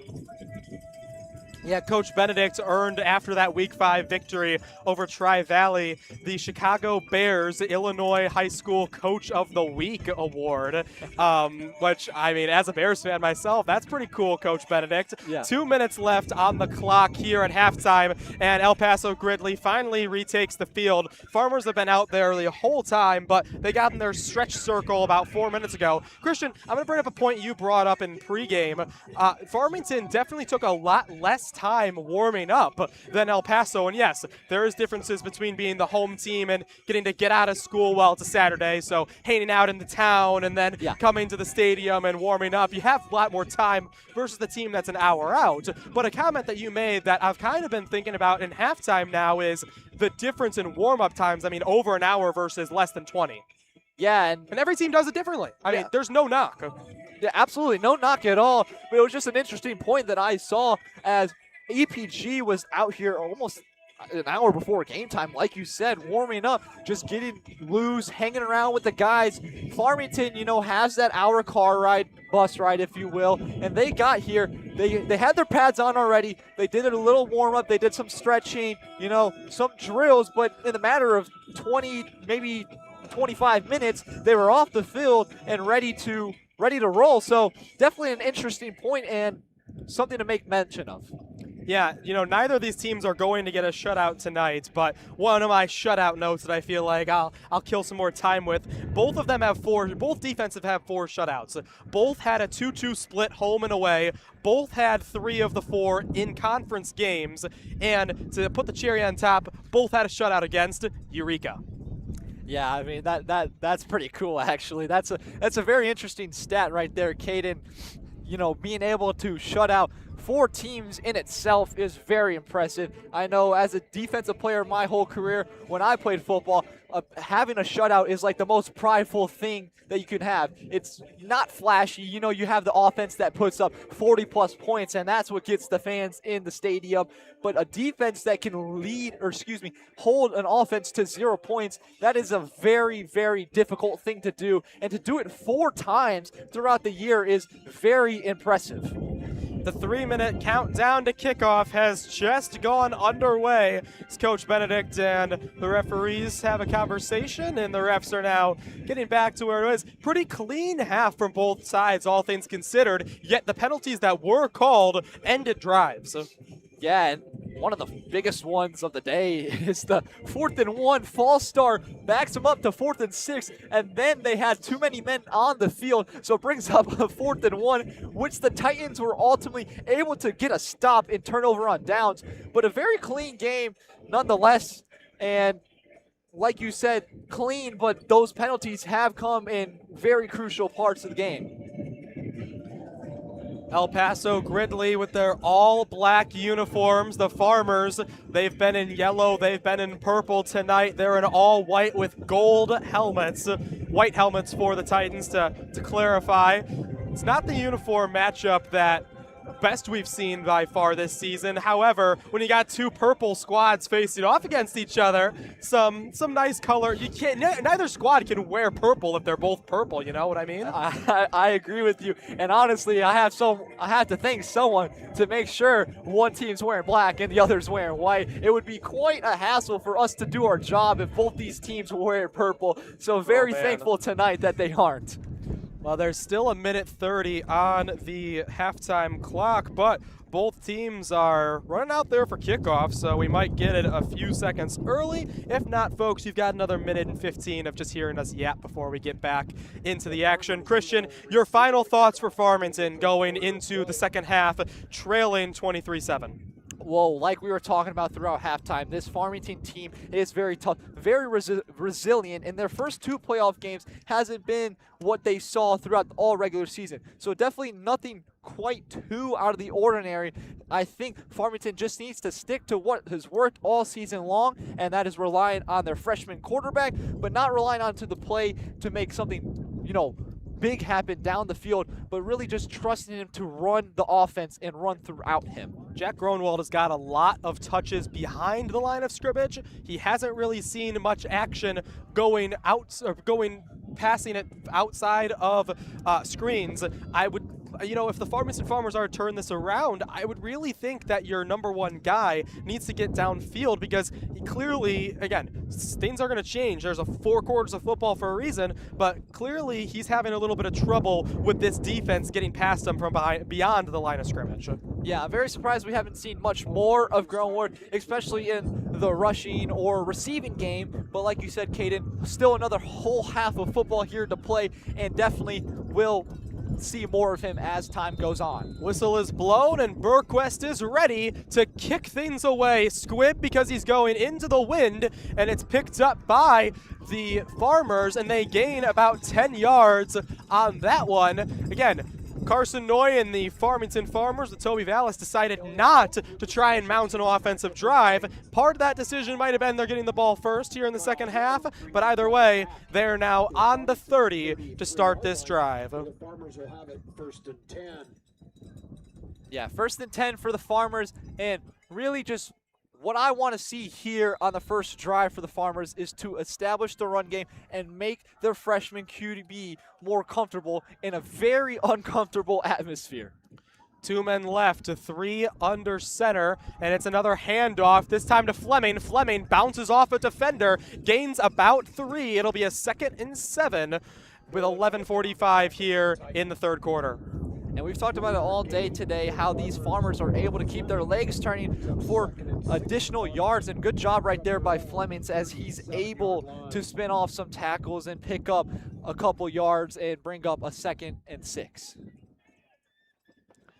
Farmington taking their time here in the huddle, having a nice friendly conversation. 3 out wide to the left for Carson Noy. Noy hands it up the middle. Fleming gets 1 yard shy of the first, is brought down by just one Titan. That was number 75 out there, who made the tackle all by himself, as my papers are flying here in this wind up top. Yeah, that's going to be Luke Offerman. Thank you. And he's been very good for this defense. As we said, they had a lot of depth, and everybody gets it done. At first, I thought Flemings for sure had a first down. Offerman comes in out of nowhere and stops him shy and brings up a 3rd down. Officials timeout on the field. Officials are going to call a timeout just to make sure their equipment's all okay. It'll be a third and a long 2 here for Carson Noy's offense at the 41-yard line. He needs to cross the 50 and get to the end zone very quickly, as he's got 2 men to the right, 1 left, a tight end disguised. We've seen this tight end disguise a lot of times. As the block goes to the left, they give it to Brewer. Brewer stands up once he crosses. We thought he was going to get tackled at the line of scrimmage. Instead, he gets a gain of 10 to flip to the other side of the 50 and gain the first down. Yeah, great job right there by Brewer. He's able just to put his head down and keep his legs turning. He was really fast initially hitting that hole, and he did not look behind, able to pick up a first down for the Farmers. First and 10 thanks to the sophomore. 10:15 on the clock as the ball is now on the opposite side of the field at the 46. Noy, they have the blockers going right. They give it to Brewer again. Brewer with the first down and more. Brewer gets about 11, and it's going to move the chains again. Yeah, 2 back-to-back. Very good runs right there by Brewer. Brewer is someone that we have not seen much of today, but certainly don't get it twisted. He is a great running back, and we see that right there. 2 first downs by Brewer. Yeah, Fleming's the junior, and they do have a senior running back as well. So, not saying Brewer's the third option, but he is the second or third guy they go to behind Noah Fleming. And now we're seeing him be the spark that this offense was looking for the first 24 minutes of this contest. 9:44 to go. Noy fakes a pass, instead gives it back to Brewer. Brewer's going to gain 8 to make it a 2nd and 2 with 9:30 in the clock.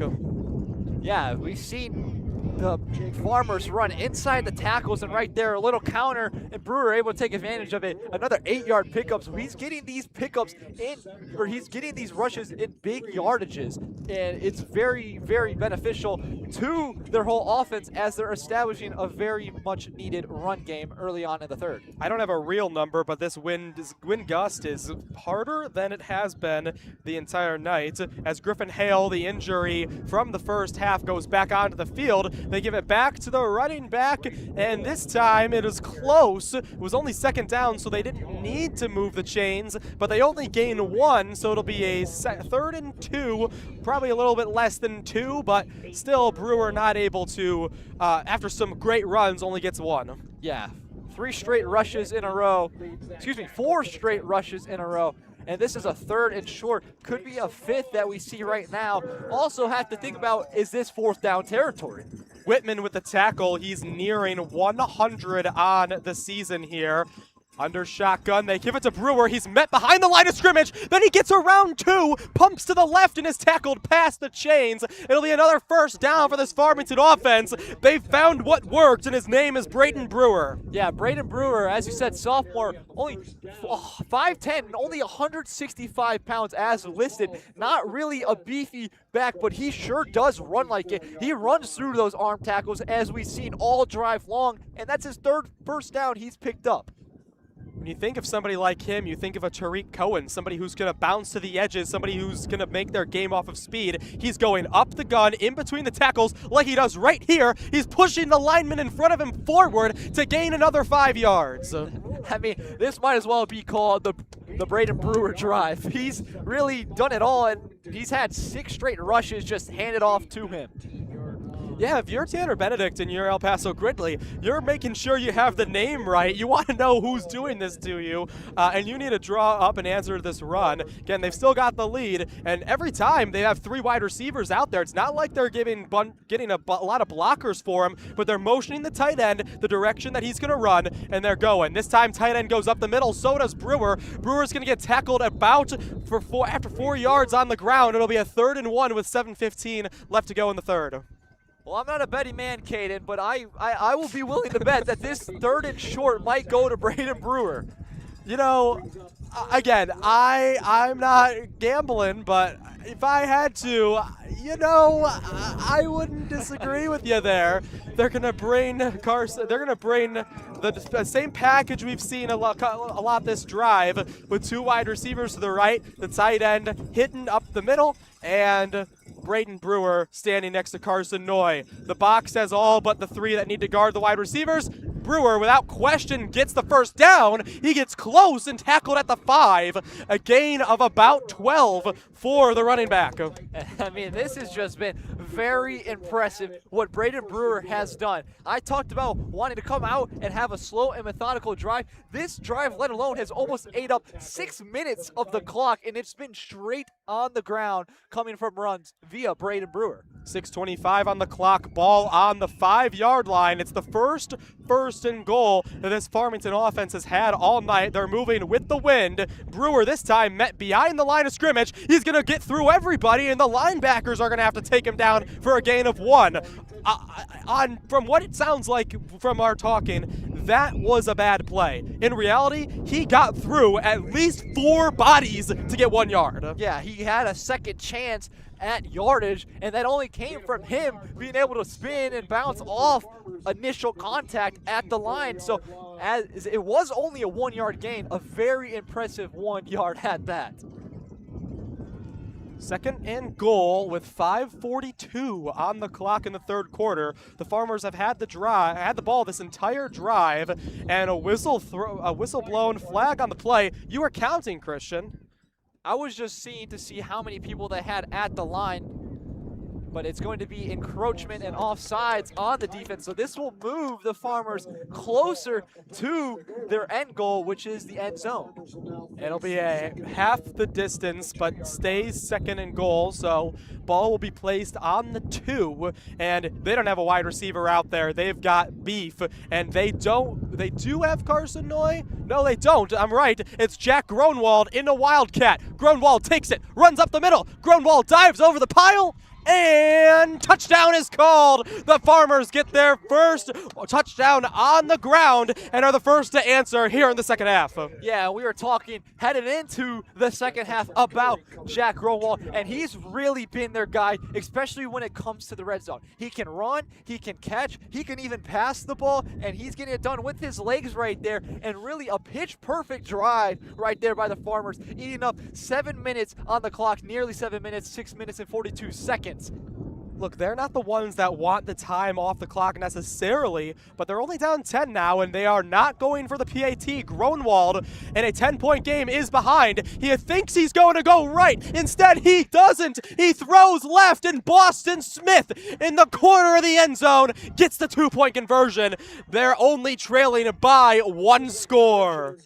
Right on cue. We talk about Gronworth being able to pass the ball, and that's what he does right there at the 2-point conversion. An excellent play call, keeping the defense on their toes. Certainly did not expect that, but it did work in the favor of the Farmers, and now only an 8-point game, 1 possession, so really in need of a defensive stop is Farmington. Entering tonight's game, opponents were 2 for 7 on El Paso-Gridley 4th down attempts. Now 3 for 8, that defense allowing there. I mean, when you have Gronwald, the play before rushing for a 2-yard touchdown, he went the same way. He took the steps to the right, just like he did when he scored moments before. Then he took a couple steps left. You thought, okay, I'll just run the ball on the left side. But no, Boston Smith, the corner of the end zone, wide open, sailing it to him for the perfect play. Yeah, I mean, that's exactly how I was thinking. I thought he maybe got stopped looking for a second option, but nope.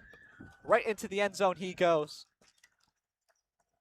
Instead of snuffing out the play, you just have to face that now it's a 1-score game again. But this offense has been anything but amazing. And that one goes off Aiden Adams' hands.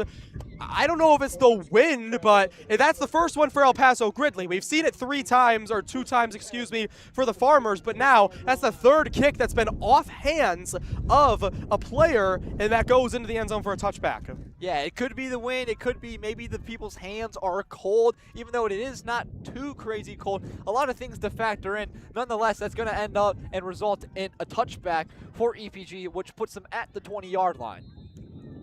Well, as we were talking about, this Titan offense has been almost perfect. Besides that one interception, they've scored a touchdown every time, or scored points every time they're on the field. Their last drive was a field goal. Now working into the wind, they've been able to score this way, but it's been harder for both teams' offenses to move. It's a fake and around. They think it's going to Gibson. Instead, it goes to Aiden Adams, who gains 7 on the left side, get pushed out at the left sideline. Yeah, Aiden Adams right there on the carry, and he's able to do a tremendous job. Bouncing outside, we see Trayvon Hartleson, the senior, and he was playing DB right there, able to force him outside, not in time as they are able to pick up 9 yards. 2nd and 2 with 5:11 on the clock. They give it to Aiden Adams. Adams going to get the first down, but stopped pretty quickly after he passed the line of scrimmage, but still moving the line, moving the chains with 5 on the clock. Yeah, we talked about how the Farmers were running the ball, and that's exactly what the Titans are doing right here. They're just trying to kill as much clock as they can. This offense moves quickly. They're already back in shotgun. They go no huddle. Adams to Adams, and Aiden Adams gets a 5-yard gain. This offense does not run with huddles. They always go no huddle, but there, it was very fast, and they're trying to just put the pressure back on this defense. And you see Adams carrying the football with 2 hands, making sure he doesn't turn the ball over, because it is a 1-possession game, and that would be very crucial. On the 37-yard line, a 2nd and 5 with 4:30 to go here in the third quarter. Adams to the right side, and it's Maxon who has to come back for it, but Siobhan Maxon gets a 7-yard catch to move the chains. Yeah, great anticipation right there from QB Owen Adams on the throw. He had a comeback route, and he hit him right mid-break in his comeback route, and that's going to be a first down and a great throw. Siobhan Maxon almost fell forward to make sure he secured the catch, but is still able to turn around and get positive yardage. His brother with crutches here on the sideline cheering him on. Now moving down the field is Aiden Adams, who gains 3 on the run. Yeah, so we got a pass play and then right back to the run, which they've done so well on this drive, just chewing some clock. Gain of 2 yards on the play. It'll be a gain of 2, and one of the linemen does have a little bit of a limp after that one for El Paso. Yeah, it's going to be Jacob Schaefer, but he's able to return into the game. He didn't go anywhere, but he definitely looks a little bit more stiff, as Aiden Adams is the second option. Owen Adams wanted to go right and go downfield. Instead, he has to just flip it to his running back at the line of scrimmage, who loses about a yard. And so it'll be a 3rd and 9 with 3:33 to go in the third. A lot of threes. A great job right there. Chase Fry, sophomore, coming off the block from the receiver, and he sniffed that wide receiver screen out right away, able to tackle him for a loss. Loss of about 2 as Adams, with Adams in the backfield. He looks right. There's 3 receivers there. Siobhan Maxon gets the screen, but is not able to get much more. He gains 2 yards after catching the football, but there's more than 5 Farmers out there, and they bring him down. Yeah, a crucial stop right there, and really a questionable play call right there by the Titans, as they had a wide receiver ran to the left, wide receiver screen to the left on 2nd down, and on 3rd down they do a wide receiver screen on the right, but there is a flag on the play. It's going to be a hold on Farmington. Sorry, face mask. I got faked out by the PA announcer here, and the face mask will make a 5-yard gain. And a redo on 3rd down, most importantly, as well. Yeah, 3rd and 2. I mean, that changes everything. It was looking to be a 4th and 10. Now it's a 3rd and 2. And you know, the reason they like those screens so much is because the Maxon brothers, this time it being Siobhan, have the ability to just break something and house a screen. And when you have a receiver with the speed in Class 2A to house a screen, you have to be very careful with anything that goes up in the air and anything to the players. Tanner Benedict wants a little bit, or wants to talk to the ref before they leave this formation, but El Paso-Gridley's got 3 receivers to the left of Adams. Spread out wide, ball on the right hash, and 1 receiver looks like Maxon to his right side. Owen Adams under center, motioning Maxon. Now motioning Adams, and he's going to be a quarterback keeper. Owen Adams lowers the shoulder, and he gets 4 for the first down. Yeah, and I was going to point that out. They had 5 wide, nobody in the backfield, and my initial thought was a QB draw, and that's exactly what happened. Able to pick up a first down. Great play call right there. Yeah, and they motioned Adams to make you think it was going to be a halfback flip. He's going to go. Instead, he's the lead blocker for his quarterback. 1st and 10 with 2:50 on the clock. Fake pass and handoff, but obliterated behind the line of scrimmage. That's the middle linebacker and Garrett Perkins. He was a starter last year as the junior. Blows it up for a loss of 2. Yeah, Perkins has been phenomenal this whole season and his whole career. He's really flies to the football, and he has a nose for the football, as we saw right there, a tackle for loss. Clock has only stopped a handful of times. It's 2:22 here in the 3rd. Gibson in motion. Now 3 receivers on the right. Adams looking that way. It was tipped by the big man in Caden Bollinger, the senior, 6'5", 225. And so it doesn't get to the motion man in Gibson, and it brings up a 3rd and 12. Yeah, great job right there. Bollinger able to get just a fingertip on the ball, enough to disrupt the pass and bring up a 3rd and long for the Titans. When I asked Toby Vallis, who's your defender to look out for, the first name he said was Caden Bollinger, excuse me. He said there's 7 guys we can put up front, but nobody's better than his star in Bollinger. The senior makes the play there. 3rd and 12. Aiden Adams motions to the left.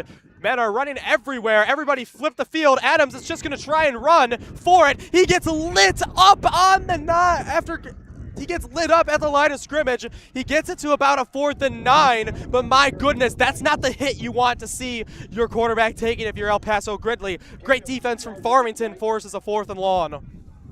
Yeah, and I am in absolute shock right there. Adams did not run out of bounds, especially with his team being up 8. Obviously shows a lot of heart, but he took a big blow right there and only able to pick up 2 yards. They're going to call it a 4th and 10, but the ball is just beyond the chains. The looks right now is that they're going to go for it on 4th. Now they're going to put they're going to put Adams in punt formation. Again, the quarterback is the punter. There's nobody to return for Farmington once more. This time it's a short dribbler. You talked about this earlier on, what damage can do, and it'll go to the 16. Yeah, right there. Punting into the wind. Certainly not the punt Adams was looking for. Still able to pin him inside the 20, but an interesting look right there, as the Farmers still had nobody in the backfield to return it.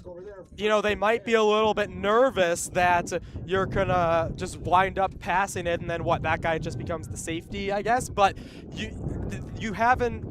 that was at least 50 yards you would have to get the punt. He averages 44. Yes, his lawn is 70, but you only have to imagine he's going to punt there. Quickly, they go back to Braden Brewer. This time, he's stopped behind the line of scrimmage. Aiden Adams, the running back, tackles the other running back for a loss. Adams did a tremendous job right there, filling out the blockers in front of him, letting the play develop, but also able to jolt right when there's a gap and able to tackle Brewer for a loss of 1. 50 seconds remain on the clock. Aiden Adams, that's his 10th tackle for loss. He's got and his 20th solo tackle, both 3rd on the team entering tonight's contest. 40 on the clock and an 8-point game. 2nd and 11 on the 15. A long way to go for this Farmington offense. They're only going to have 38 more seconds with the wind helping them. This is Ray, first time calling Jackson Ray's name tonight, who's going to get the ball back to the line of scrimmage, gains 1 or 2. It'll be a 3rd and 8. He gets out of bounds to stop the clock at 23.9. Yeah, the ball actually came loose at the end of that play. Out of bounds, so nothing coming from it, but a good job right there, keeping his legs turning, where he caught the ball behind the line of scrimmage and kept his legs turning to pick up 6 yards. So it brings up a 3rd and long, but definitely could have been a 3rd and more long. El Paso is on their feet. El Paso is getting loud. It is a 3rd and 5, and the clock is ticking, but that ball went forward out of bounds. So I think the refs did whistle this dead. They're gonna have a conversation as the clock is stopped with 5-7. Current temperature is 70. The feels like is 50, and that's all because of this wind. Right now it is moving 15 miles an hour, helping helping Farmington, excuse me. But for only 5 more seconds, will it be helping Farmington? Yeah, it looks like they're going to put some time back on the clock, so instead of 5 seconds, it's going to go to 10.2.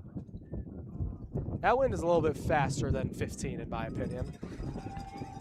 10-2, 8-point game, a third and now 6 on the scoreboard. As 3 men to the left of Carson Noy. The freshman got 3 on the defensive line to jump. They're not going to call encroachment. Tanner Benedict is running down the sideline. He wants his timeout, and I think they're going to give it to him as the Farmers are going back to their sideline. No.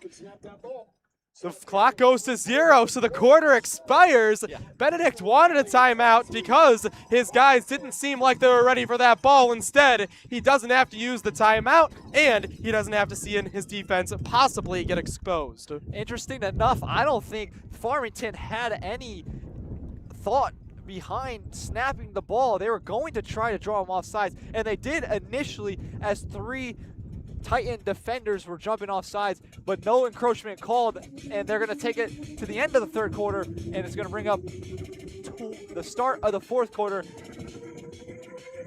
Farmington got the touchdown in that first quarter, and they were able to use the entire drive with the run game and milk that clock. But now you don't have the wind helping you. You've got a 15-plus gust in your face the next 12 minutes of offense, and now have a 3rd and 6 with said gust on the opponent's 22. Well, you got to think about it. You bring up a great point right there, Caden. 3rd and 6, heading the direction they were in the third quarter, they could think about passing. Now 3rd and 6, heading against the wind, passing's a little more questionable. I mean, they've gotten it done with the run, but when you run it every time, it gets more predictable. Carson Noy is going to get tackled, and he gets the ball away when it's out of bounds. Noy wanted the handoff. Then, when there was 2 Titans in the backfield, he pulled it out of Brewer's arms, tried to pass it to Gronwald, but the pass was nowhere near him, over the head and out of bounds. Yeah, Luke Alferman was the guy creating pressure for the Titans off the edge, and freshman QB Carson Noy just had to step up. Good job by him not forcing anything, but ultimately had to throw it out of bounds, which creates a 4th down. Offerman leads the team in sacks, nearly got another there, as the punt unit is out there for the Farmers. There's some leaves that are on the field that look like yellow flags from our vantage point. This time a flag is going to go down after a ref threw what looked to be a flag instead of leaf off to the side. And if you can't hear the El Paso fans cheering, it's because it's a false start on Farmington's punt unit. Yeah, gonna knock Farmington back 5 more yards, and that is very crucial, as 5 yards is a lot, especially when you're punting into the wind. It's going to be a tall task ahead of the punter. Siobhan Maxson stands at the 50. That one didn't get blocked, but it looked close. It's rolling, and it's only going to get to the 40. Not the opposite 40, but the 40 on your field. That's a 30-yard punt about. Yeah, and that may have gotten tipped, may have not, but it definitely was under a lot of pressure. Only a 30-yard punt, and a 30-yard punt is not bad, but when you're backed up at your own 10-yard line, the 30-yard punt only puts you at the 40-yard line. So the Titans with fantastic field position here. Just 39 to go for Owen Adams in this offense, but the last 2 times they've been out on the field has been a field goal and a punt. So, again, this Titans offense is explosive. We've seen it tonight, but Farmington at least has started to find some rhythm. Let's see if they can hold on with 11:48 in this game. 3 men out wide to the right. Instead, Aiden Adams up the gun is met by the Farmers behind the line of scrimmage, and it's a loss of 1. Yeah, great push right there by Farmington on the defensive side of the ball, able to shed the offensive line's blocks and meet Adams in the backfield for a loss of 1. Quickly back to the line of scrimmage. Clock ticking, 11:25. Siobhan Maxson and 2 other receivers to the right. Owen Adams drops back. He's looking right. He's got 2 men chasing him. He's rolling out right. Both those men have fallen. He's got time. Linebackers now coming at him. He just hits the deck, trying to avoid getting tackled. And so he gets back to the line of scrimmage, but a flag is on the field, in the backfield. Yeah. And I'm going to have to assume this might be a holding call, as there was a lot of pressure on the defensive side of the ball. Signal was against El Paso-Gridley. We'll see what the call is as the Farmington sideline starts to make some noise. Their flags flying fast in the wind, and it is a hold. It'll push the El Paso-Gridley offense back on the third down play. That penalty results in a walk-off of 10 yards from the So that's going to be a loss of 10 yards, and now it's going to bring up a 2nd and 20 for the Titans. Since they accepted it, it stays second down, but you had the option there. You had a 2nd and 21, or you had a 3rd and 11, and with how explosive this offense is, they wanted them as far back as possible. 3 men right. They are running the same formation. Owen Adams looking right. He has a bullet, but it's up the middle of the field. Burquist was his intended target, but instead it's over the head of everyone, including defenders like Landon Crawford. Yeah, right there. Adams had a ton of pressure in his face. 3 Farmington defenders coming straight towards him, able to get the ball off, and he's very fortunate that it wasn't batted at the line or resulted in a fumble. Good job by Adams, able to get that off and really not suffer any consequences. 10:57 on the stagnant clock. It's an 8-point lead for this Titan offense. The ball is just placed past the 50 on this 3rd and 21 play. Owen Adams is going to shift the formation. 3 men to the left in trips. Aiden Adams to his right, and Siobhan Maxson. Now Adams goes to the left side of the formation. It's a 4-man look at Siobhan Maxson is going to flip out left, and Owen Adams fumbles the snap. Adams just has to pick it up, and he runs forward, and he gets sacked 3 yards. It's not going to be a sack because he tried to run forward, but there was 3 Farmers there to take him down. What an unfortunate series of events right there. A penalty pushes them back, and on 3rd down they fumble the snap, and now it brings up a 4th and 20 something, 27. They're going to call it a 4th and 27 at Clutch Sports Media. It's a 4th and country mile. This time Jack Gronwald there to take Adams' punt. My goodness, that one went from the 40 to the 5. Gronwald able to gain 10, but is stopped at the 13. Excuse me, the 17. Well, what a luxury it is to have a punter who can punt the ball. So even in cases where it is 4th and long in your own territory, you're able to flip field position and pin a team like the Farmers back inside their own 20. I mean, that's exactly what I was just going to say is you flipped the field. How many guys in high school football can flip it that well? And then when you've got a North Dakota commit on the other side of the field, only able to take it out about 8. Yeah, good job right there by the Gunners, running down the sidelines and tackling Gronwald before anything else could happen. Braden Brewer in the backfield, 2 receivers to the left. Carson Noy gives it to Brewer. Brewer's got room to run. Instead, he had a gap up the middle. He wanted to follow his blockers and only gains 3 because of it. Yeah, Brewer's been tremendous all second half. We didn't see a lot of him in the first half. In the second half, from the looks he's gotten, has been very impressive. And right there, even though he might have had another hole to hit, able to still follow his blockers and pick up 4 yards. Just 9:45 left in this game. Both offenses are making the clock move. Farmington because of how slow they take to go to the next play. EPG because of how fast they break their no-huddle offense. This ball tipped at the line of scrimmage. It goes off the helmet of a Farmington receiver, and Siobhan Maxson, pick 6. Siobhan Maxson catches it off the helmet of a Farmington Farmer, and it's going to make it a 29-15 lead. Javon Maxson with his 3rd touchdown of the game comes in a crucial moment, able to take the lead to 2 possessions. And oh my Lanta, what a play that was. The ball was in the air for 5 seconds, comes down with the Titans, and ends up in 6 points. We hadn't seen many passes from Noy in the second half, not many in the first, to be fair. He goes to his 3 men on the left side, and I don't know if I think it was tipped before it got there, and off the helmet of one of the receivers. It's a PAT good to make it a 15-point game.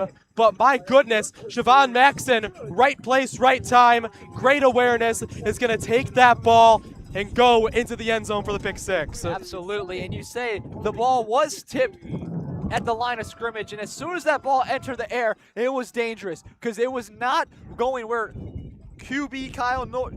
Carson Noy intended, and that ball landed perfectly in the hands of Maxon. That's the third interception of the season for Maxon. We are looking at an 8-point game with 9:40 on the clock. Now with 9:29, it's 15-point deficit. The Farmers are going to get the ball back. That's the good news. But this 11-0 team in the battle of the unbeatens is going to have to make a stance right here, right now. And the worst part about it is this isn't a one-possession game anymore, and you only have 9.5 minutes left on the clock. So although the run game has been proving dividends and working in the second half, you cannot rely on that, and you have to go faster. Well, Tanner Benedict said to me earlier on this week, the offenses get all the headlines, but he can see this being a defensive battle to decide the contest. And despite this defense being as good as they are for both sides, or I'm saying the offenses, being as good as they are for both sides, it's a touchback on the kick. It's been 2 pick sixes, one by Gibson, one by Maxon, Siobhan. That has been the story of this contest, and 2 pick sixes has made it the lead for the Titans. Yeah, exactly. You erase those 2 pick sixes, and it's a tie ball game. What every coach harps and preaches is if you win the turnover battle, you're going to win the game. And that is what the Titans have done today. They have won the turnover battle, and they're looking to hold on with 9.5 left in the fourth. The Farmers want to go back to the run. You know they do. Brewer got them that touchdown to start this half, but the longer they are on the field, the less time they're going to have to make the defensive stop and get their offense back out there. 3 men in trips on the left. Brewer in the backfield. Carson Noy is looking left. He fires a dime, and it's picked off. It's picked off by Hayes. Braden Hayes takes Landon Crawford's ball right from in front of him, and the junior defensive back, the guy who went from an all-state golfer to becoming the hero of this contest. Tremendous player right there, and it looked like for a second Carson Noy had his favorite target and Landon Crawford across the middle, but it was up for grabs, and it comes down with the Titans. I thought that was Landon Crawford for a 30-yard pass. Instead, the extension of junior Braden Hayes, who again gave up probably a state run at golf to play on this team for his first football season of his life, just extended the El Paso-Gridley season. Big-time players make big-time plays, and we have seen that down the stretch of this fourth quarter. Extra blockers for El Paso-Gridley. They give it to Aiden Adams, who gains 4. And you can almost see the momentum oozing from this Titans team going to the run game, and where they might have gotten 2 or 3 beforehand, Adams able to push forward and gain 5 yards and just keep chugging along as the momentum for EPG is in their favor. Hayes, the team leader in interceptions with 3, just added his 4th. And yeah, I mean, you want to just keep this ball in the safety of Aiden Adams' hands. He's going to break left this time, and wow, he avoids 3 tackles. I thought he was going to get the first. Instead, he's tackled on the 1, and Farmington's fan base has the energy sucked out of him right now. Yeah, Adams able to avoid a few tackles right there, but even better, able to stay in bounds while getting tackled, so it leaves the clock running. 8:20 left in this football game. It's still just 2 possessions, but the Titans, the team on top with 8:15, are the ones with the football. Owen Adams, quarterback draw, has the running back Aiden to block for him. He gets a first down and more, a run of 10. Yeah, and just when you think that you know where the ball is going in Aiden Adams, it goes in the hands of Owen Adams with a QB draw, able to pick up a first down. Referees are going to whistle this one for a stop. It's going to be an official's timeout to stop play for a moment. I mean, what if you're Toby Vallis, if you're Farmington, what are you doing at this point, Christian? I talk about next play mentality earlier in the game, and that's what you got to have. It is devastating having 2 back-to-back interceptions thrown in the fourth quarter, but you can't let that affect you. You have to sling the rock, and that's what you must do going forward. The freshman Carson Noy has led them to their 2nd consecutive undefeated regular season, won them 2 playoff games tight, as Owen Adams on a 1st and 10 lowers his shoulder and gets another first down, a 14-yard run for the junior quarterback. And the momentum is just in favor of EPG right now. They're having their way running the ball, which has not been the case necessarily the whole game till this drive. Every run they have is 10, 5, 10, 10. A great yardages they pick up every time they run the rock. Fans just continuing to show their support. There's not a person who has left this stadium all night, not a person who has left their seats while the ball is on the field. Aiden Adams up the gun. It's going to get brought down at the line of scrimmage. Might be a loss, or it'll be back to 2nd and 10 with 7 left in this quarter. And that's not really a big hurt for EPG, as they're in field goal range if they do need to take a field goal. And a field goal will put them up 18, which by technicality is a 3-possession game. Had a fullback and an extra offensive lineman on that play. This time they go 4 wide receivers, all of them close to the line. Owen Adams is going to break left. He wants the quarterback scramble. Instead, he's brought down well beyond the line of scrimmage. It'll be a loss of 4 on that, thanks to the defensive stop by Farmington. First man to make contact was Travion Haroldson, the senior corner. Yeah, Harrison right there, good job. And you see him almost trying to punch at the football. Very surprised right there. Owen Adams wasn't just willing to take a slide and get down and risk the safety of a football and a potential turnover. Nonetheless, nothing comes from it. And the ball stays with EPG as it is 3rd and long from their own, on Farmington's 19-yard line. 3rd and 15. We've seen both these teams make plays well beyond that caliber, but Aiden Adams met beyond the line of scrimmage. First contact there by Lucas Gutierrez. And so 4th and 16, 5:30 on the clock. You'd think a field goal, but with the wind, it's always a question. They do have the wind helping them, not blowing in their face, but instead pushing the ball forward. But that doesn't mean it's not going to get battered around left and right in the air. Yeah, and it looks like right now they're just going to run the clock down to around 5 minutes, call a timeout, and then they'll make up their decision in the huddle. Tanner Benedict just standing next to the referee, and we're all waiting in patience. The timeout is finally called. Farmington hasn't used a timeout in either half of this contest, and we've got exactly 5 on the clock. Yeah, they're going to have to start burning them down the stretch. They still have 3, like you said, Caden. But right here in the huddle, I can't imagine anything else is going on but talks of sending the field goal unit on the field. Again, 4th and 16, so you don't necessarily want to leave it in the hands of Owen Adams when you're up by 15, but you also want to just be very careful. Hang on, we're getting the final score. 49-7, Wilmington moves on, and so Wilmington will host the winner of this football game in the semis for Class 2A state.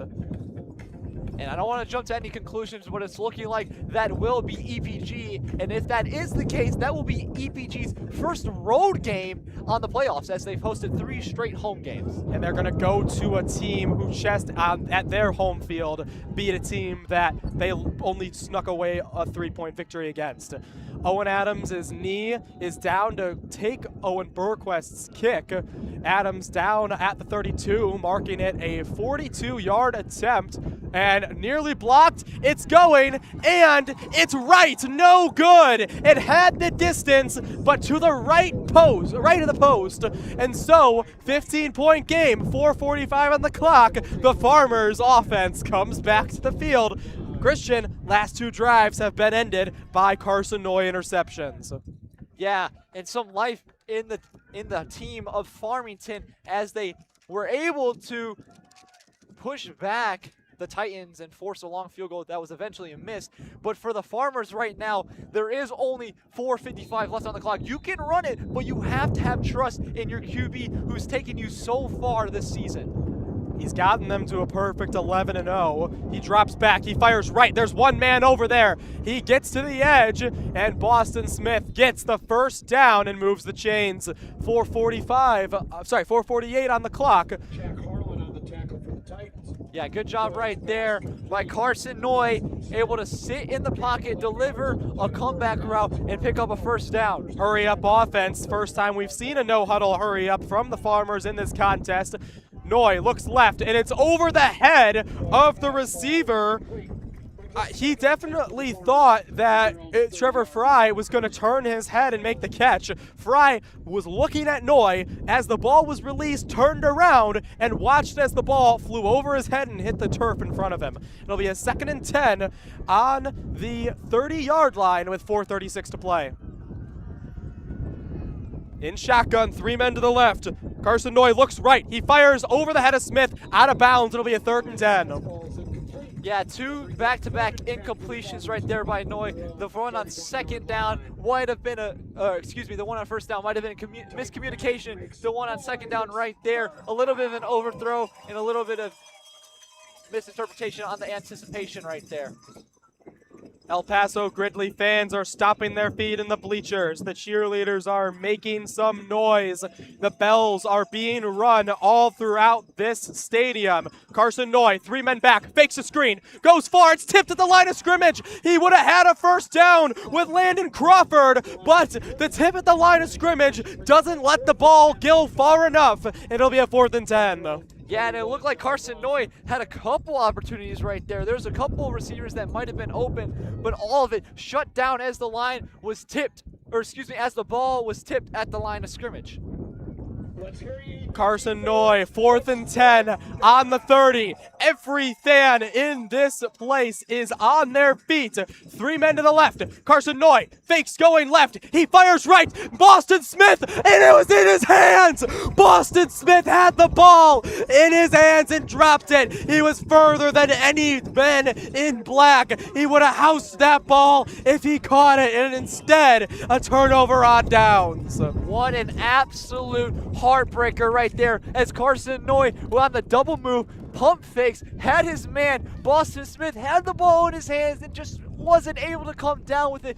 At the very least, would have been a huge pickup for Farmington, but instead it's a turnover on downs. The 6'1", 183-year starting senior has reliable catching skills, but not that time and not in one of the biggest moments of his Farmington career and what could possibly be one of the final moments of his high school career. Aiden Adams gets the ball to the right edge. He gets past the line of scrimmage. He goes all the way to the numbers. He only gains 5, but it looks for a while like he wasn't going to be touched. And on the play, Farmington, one of the Farmington defenders who was chasing down Aiden Adams fell into somebody on the sidelines for El Paso. This is not a good look, Christian. They're gonna pull the training staff. They're gonna stop the game. I don't know if this is a news reporter. I don't know if this was somebody with El Paso-Gridley staff, but they're on the ground. They have the referees. They have the training staffs. Looks like they have a camera in hand. Yeah, I believe it is a cameraman. Yeah, there's a nurse from the stands that are gonna go down on the field. Now a cheerleader's gonna go over. There's everybody going over to check in on this situation right now. Officials did stop the game. Now they've whistled it back on. It'll be 4:14 on the clock, 2nd and 3. As there's multiple Good Samaritans helping out on the El Paso-Gridley sideline. Aiden Adams cuts left, goes past, moves the chains, grabs another 5 yards. It's a 7-yard run for the first down at 4 minutes to go in the 4th quarter. And Aiden Adams is just running with authority right now. He's running like he's mad at the ground underneath him. He is really having his way with this defense and able to put his head down and keep going forward. Well, after the chains get moved, the first Farmington timeout is called by Toby Vallis and this team. Trying to, the run is going to help you try and milk that clock. If you're Toby Vallis, you need to try and you need to use your timeouts now. You would love to save them for when you're down to just one score, but on the 13-yard line, you need to get the stop right here, and you need no clock to be burned.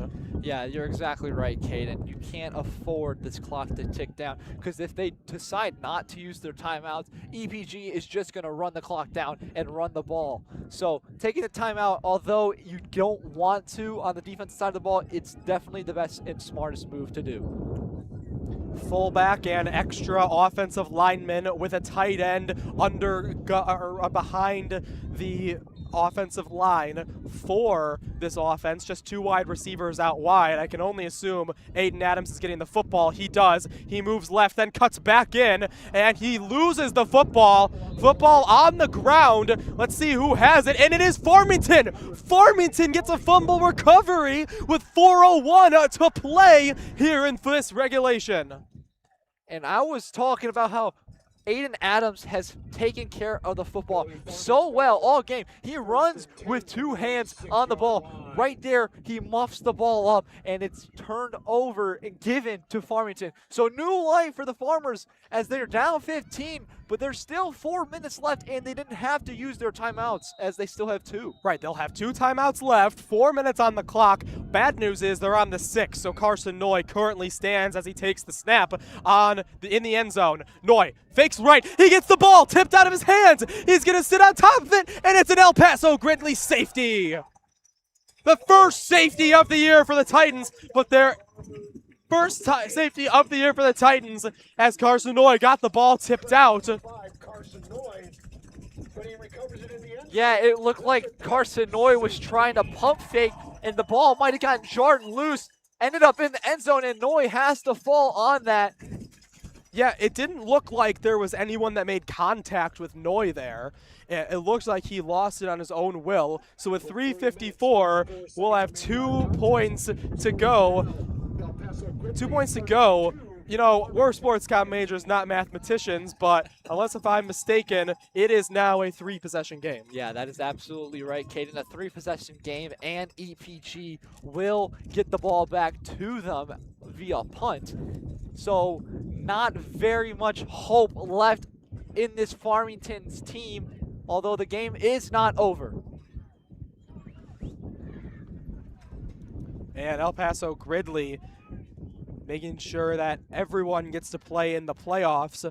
The returner for this one is going to be the sophomore Elliott Toth. We've seen Toth get a lot of action this season, but he's the number 2 running back. He's getting the action once Adams gets to go take a breather and sit down. And we haven't seen Toth on a return today because we've normally been seeing Siobhan Maxon, who's currently taking a spot on the bench. Well deserved. Maxon 3 touchdowns on the day, one of them coming from the defensive side of the ball with a pick 6. As we wait for the kickoff here, there'll be a little bit of a squib. Toth picks it up, and he's just going to knee it on the 43-yard line. So 3:53 to go as Owen Adams does drop back onto the field for El Paso-Gridley. And you can't imagine much is going to happen other than handing the ball off to Aiden Adams. He did fumble, but you have to have trust in him and that he's been so reliable all season. So a couple first downs, a couple runs, and this clock is going to be chewed. Do you think going to Adams over Toth is more of a confidence booster following that fumble than it is anything else? Yeah, 100%. You don't want your running back to get down on himself, especially in a spot where it was a crucial mistake but didn't lead to anything, actually led to points for them. So just handing the ball off to him right here like they are going to do, confidence booster. And he is going to hit the secondary of Farmington and push them for 3 yards to get the first down. 11-yard run as the clock is at 3:45 now in regulation. Yeah, a great run right there by Adams, and Adams has been tremendous all year. We've talked about it. He knows how to hit a hole, and he did that right there able to pick up a first down. And Jack Grunwald on the tackle for the Farmers. We've seen Groenwald make a lot of impacts on the defense. He is one of the 2 safeties for this team, but haven't seen him as much. We've heard his name offensively, just not with the explosive plays. He has been making some big tackles for this defense to stop touchdowns.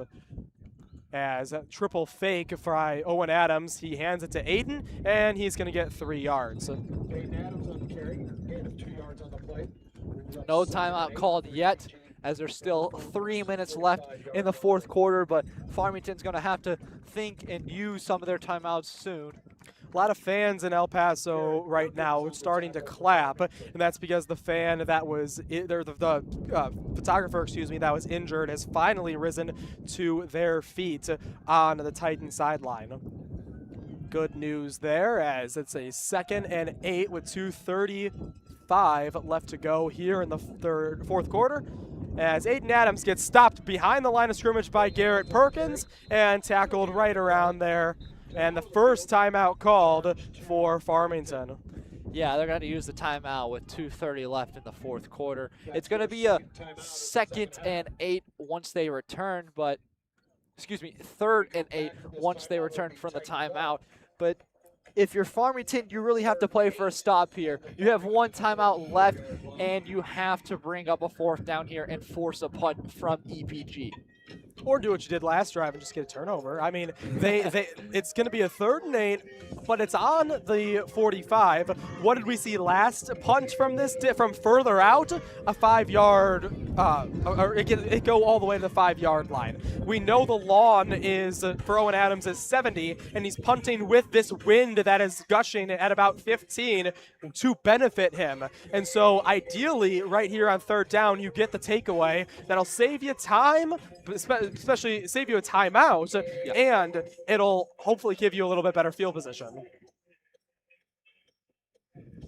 The Titans leave, or are going to bring Siobhan Maxon out on this play. He's gotten to sit 1st and 2nd down here for El Paso-Gridley. 2 receivers to the right, but 3 extra offensive linemen, tight ends, whatnot, now move from the left now on the right. Only man in the backfield is the quarterback, Owen Adams. Motion to Aiden Adams. Aiden Adams gets the ball, gets to the edge, and is brought down. I thought he was going to break that for sure, but it was Noah Fleming who held on and did not let go, and it'll keep the 4th down. It'll be a 4th and about 4 as Farmington uses their last timeout here with 2:20 on the clock.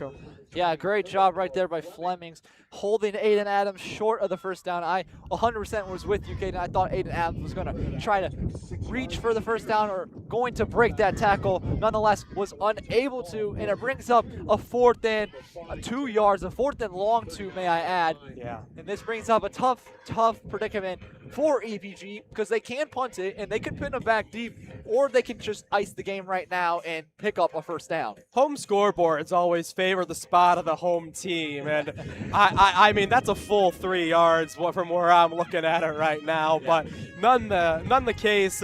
Farmington needs to make the stop. I'm gonna think that El Paso-Gridley might try and just end this game now that Farmington's used their final timeout.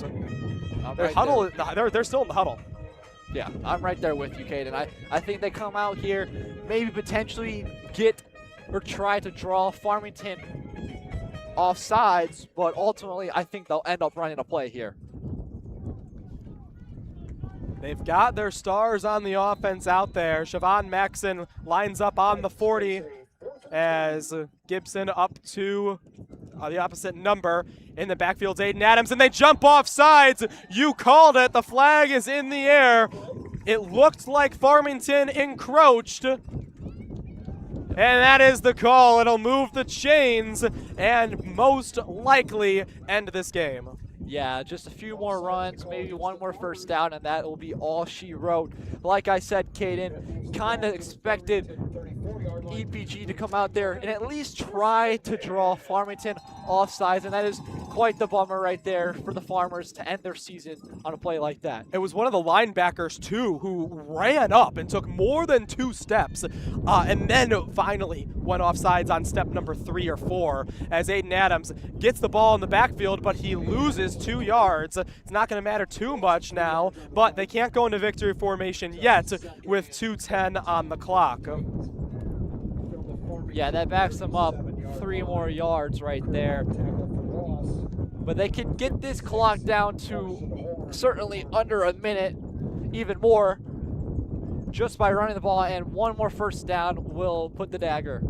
These 2 teams have had incredible seasons, both 11-0, both with statement wins, both getting blowouts, both getting some close victories. But tonight, El Paso-Gridley holds on a 3-possession lead, and they are going to use a timeout here. Yes, and I agree with you right there, Caden. Both these teams, credit to where credit is due, and there's a lot of credit that is being due because these are 2 undefeated programs. Obviously, Farmington will rack up their first loss on the season, which will ultimately end their season. But they've had an incredible season, as well as EPG. They're going to advance to 12-0, and they'll play for a spot to play in the state finals. 134 remains here in regulation. Almost, I mean, there's probably 3 cars that have left this parking lot. Even on the Farmington side, there is not many fans to have left. Students here, there is no traditional student section. The students sit in the end zones, and the end zone right now looks more full than it has all night. These folks are going to wait it out till the end, as Owen and Aiden Adams, they are not related just because they share the last name Adams, both in the backfield. Owen hands it to Aiden, who's going to get back to the 33-yard line and pick up a 3rd and about 7. Yeah, brings up a 3rd and 7. Not really a doubt in my mind that they're going to run it here. Definitely not going to pass it. Just choose some more clock, and even if they don't bring up a first down, like I said, it will leave Farmington with barely any time left to run a play. About a 3rd and 8, and Owen Adams just going to stay out there as long as he can. Tanner Benedict has 1 more timeout. He's standing close to the official, but I think they are going to kneel this football. They get it within 40. They won't have to run another play. He kneels it with 45 on the clock. And so it'll be a 4th and 9. Can't take the field yet, but this last play should pretty much end this draw out the clock to end the contest. Yeah, you might see quarterback Owen Adams just take the ball, run for 5 seconds, and then take his knee. It has been an incredible run for both of these schools. They've met twice in program history, the first and the second season in Tanner Benedict's career. And tonight, Tanner Benedict, for lack of a better word, comes through with a little bit of a revenge, but in reality, all he does is bring his team to a 12-0 season. They take the delay of game to move with 3 seconds left to a 4th and 15. Yeah, right here. They're just going to hold on to the ball for 3 seconds and then take a knee, which will complete this game and lead EPG to their 12th victory on the season. Tanner Benedict's squad has everyone in a bunch formation. Adams gonna run backwards, and the clock expires. He takes the knee. Technically a turnover on downs, but no one cares about that. The fire trucks are on. The fans are going crazy as El Paso-Gridley wins the quarterfinal game. The battle of the unbeatens moves to 12-0 and will go next week to Wilmington to play in the Class 2A state semifinals. What a great game it was here today, Caden. Beautiful atmosphere, as we've mentioned, throughout the whole game, in a amazing game nonetheless. Two unbeaten teams, two unbeaten programs meet, and one of them has to come out victorious, one of them loses. In this case, EPG wins and they advance to the semifinals, which will also be an amazing game down the stretch.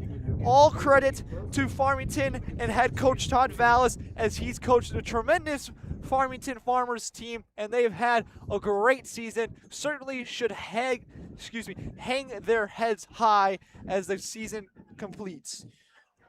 El Paso-Gridley will have to go over an hour to get to Wilmington next weekend. But if they are able to pull off the victory, it'll be the 2 seed versus the 5 seed. If they're able to pull off that victory, they will play just less than 15 minutes down the road for the Class 2A state title at Hancock Stadium in front of what I can almost guarantee would be, because of sheer distance alone, a home crowd for the 4th time in the playoffs. So yeah, they'll essentially have 4 home playoff games, which is almost unheard of.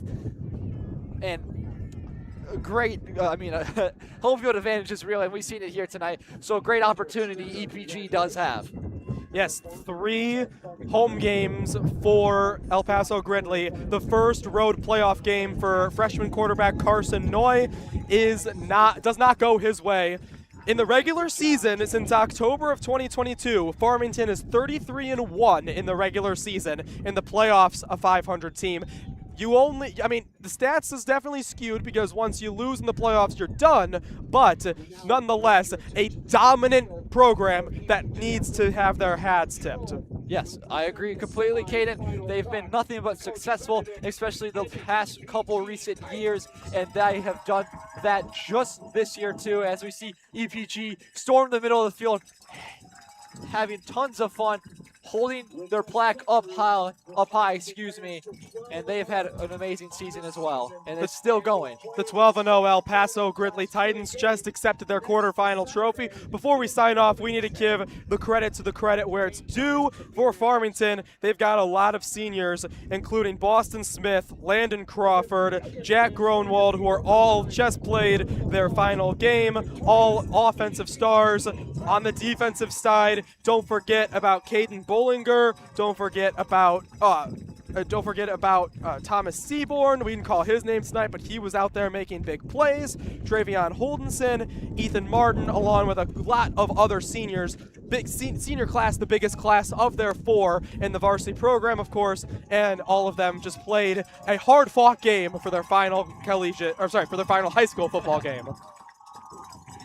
Yeah, certainly, Caden. As a senior, signing off your last game, emotional moment, nothing to regret. They left their bodies on the field. They should hang their heads up high, as they had a tremendous season, and they should be proud of everything they've done.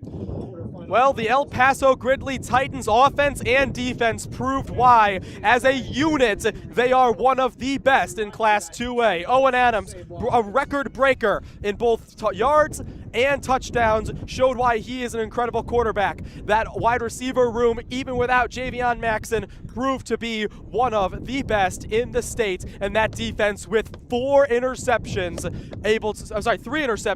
able to come through and make this game. That does it for us here at El Paso-Gridley. The Titans move on to 12-0 as the Farmington Farmers end their season here at 11-1. I'm Caden Sexton. Alongside me is Christian Courtney. Thank you for tuning in to our live and free broadcast here on Clutch Sports Media. We hope to see you.